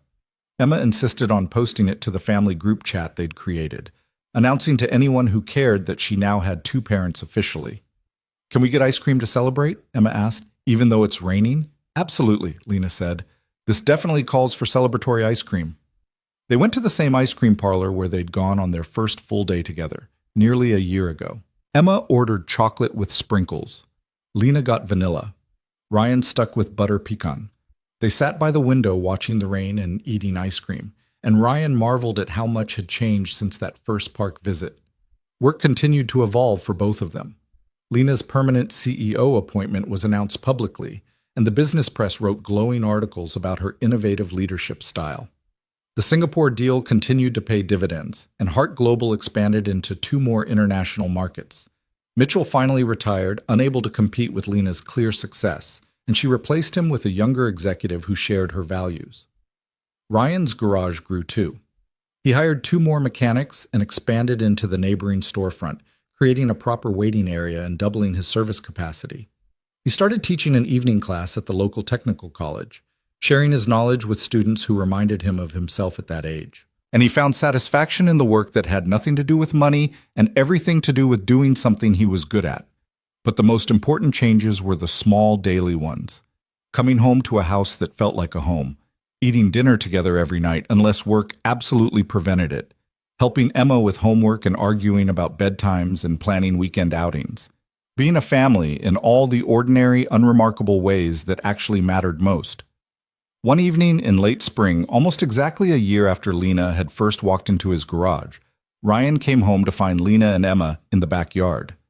Emma was running around with the puppy they'd finally gotten, a golden retriever mix named Sunny who had too much energy and not enough sense. Lena was weeding the garden they'd planted together, dirt under her fingernails and her hair pulled back in a messy ponytail. She looked up when she heard him and smiled, and Ryan felt his heart do the thing it always did when she smiled at him like that. Like he was the best part of her day. "Hey," she called. "There's dinner in the oven. Emma and I made lasagna." "It's going to be really good," Emma added, throwing a tennis ball for Sonny. "Mom let me put extra cheese on top." Ryan stood on the back porch and looked at his family, at the life they'd built together from nothing but a crazy request in a garage and the willingness to take a chance on something impossible. He thought about the board meetings and the fights about money and the 9 weeks Lena had spent in Singapore. He thought about all the ways this could have fallen apart, all the obstacles that should have been insurmountable. And then he thought about how none of that mattered, because they'd chosen each other. Every day, in 1,000 small ways, they chose each other. "Ryan," Lena called. "You okay?" "Yeah," he said, walking down to join them in the yard. "I'm perfect." That night, after dinner and after Emma had gone to bed, Ryan pulled out the small box he'd been hiding in his toolbox for the past month. Lena was on the couch reading a report for work, and he sat down beside her. "I have something for you," he said. Lena set down her work. "Okay." Ryan opened the box, revealing a simple ring, not a massive diamond or anything ostentatious, but an elegant band with a small, perfect stone that had cost him 3 months of careful saving. "I know we've already built a life together," Ryan said. "We have a house and a daughter, and we're already a family in every way that matters. But I want to make it official. I want to marry you, Lena, not because we need a piece of paper, but because I want to stand up in front of everyone we know and promise to keep choosing you every single day for the rest of my life." Lena's hands flew to her mouth, her eyes wide. "Ryan, you don't have to answer right now," he said quickly. "I know we've already made a lot of big changes this year, and if you need time to think about it—" "Yes," Lena interrupted. "Yes, of course, yes, I don't need time to think about it." She kissed him, and Ryan kissed her back, and the report fell to the floor, forgotten. When they finally broke apart, Lena was crying and laughing at the same time. "I love you," she said. "I love you so much. You walked into my life when I thought I had everything figured out, and you showed me what actually mattered. You gave me a family and a home and a life I didn't even know I wanted." "I love you too," Ryan said, slipping the ring onto her finger. It fit perfectly. "You saved me, you know.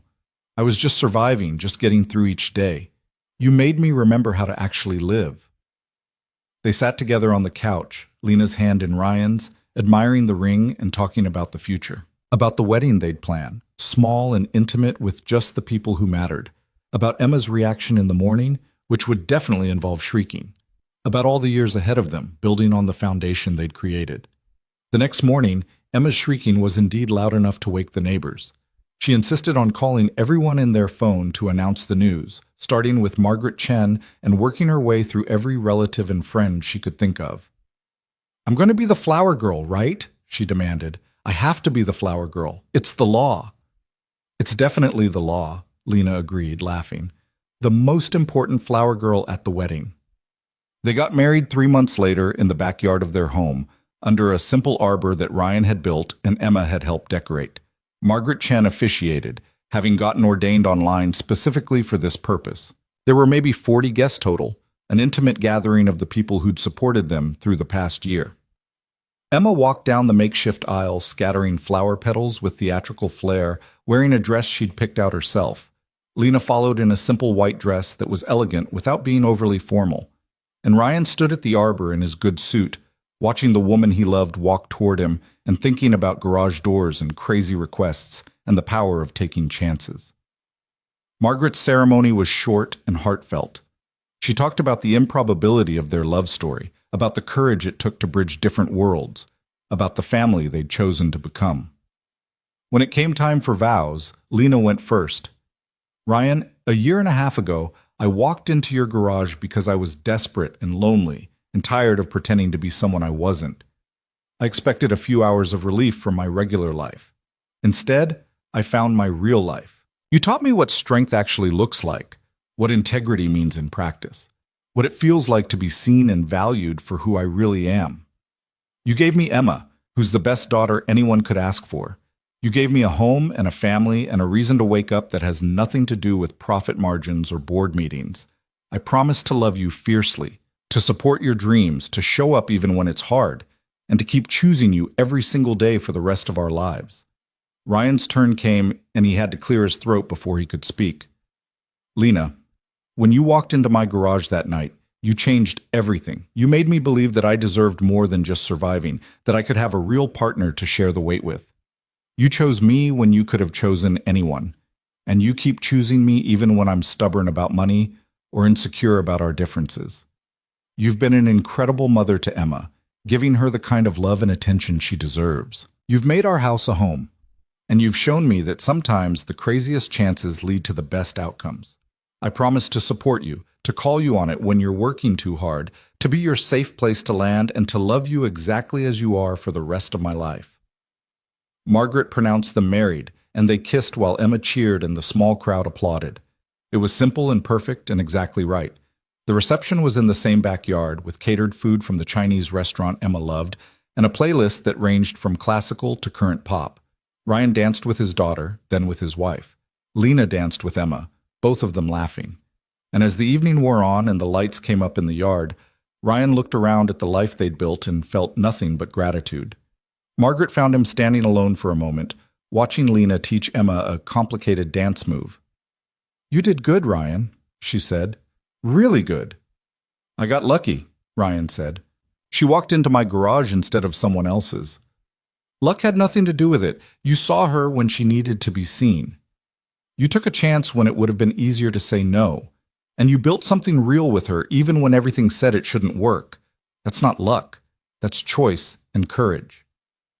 As the party wound down and guests started heading home, Emma fell asleep on the couch inside, exhausted from excitement. Ryan and Lena stood in the backyard one more time, looking at the space where they'd just promised their lives to each other. "So this is it," Lena said. "We're officially married." "Officially a family," Ryan corrected, "in every possible way." "No regrets?" Lena asked, and there was just a hint of vulnerability in her voice. "Not a single one," Ryan said immediately. "You?" "None. This is exactly where I'm supposed to be, who I'm supposed to be with."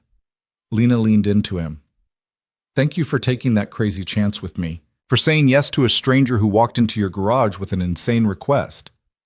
"Best decision I ever made," Ryan said. "Well, second best. The best was saying yes when you asked to move in. Third best was proposing," Lena added. "Fourth best was getting this house," Ryan continued. "We could keep going," Lena laughed. "We could. But really, every decision that brought us here was the right one. Every chance we took, every risk we accepted, every moment we chose each other instead of choosing the easier path." They stood together in the backyard of their home, married and happy and complete. Inside, their daughter slept peacefully. Tomorrow they'd wake up and go back to their regular lives, with all the usual challenges and complications. Lena would go to the office and navigate corporate politics. Ryan would go to the garage and fix cars. Emma would go to school and bring home homework that needed help. But they'd do all of it together now, officially and permanently. The mechanic and the billionaire who'd found each other in the most unlikely way and built something real from it. Who'd proved that different worlds could merge when two people were willing to do the work. Who'd created a family, not through biology or tradition, but through choice and love, and the daily decision to show up for each other. It wasn't a fairy tale. It was better. It was real life, with all its messy complications and imperfect moments and genuine joy, and standing there in the gathering dusk with his wife in his arms and his daughter sleeping inside, Ryan Cole knew he wouldn't change a single thing. The end.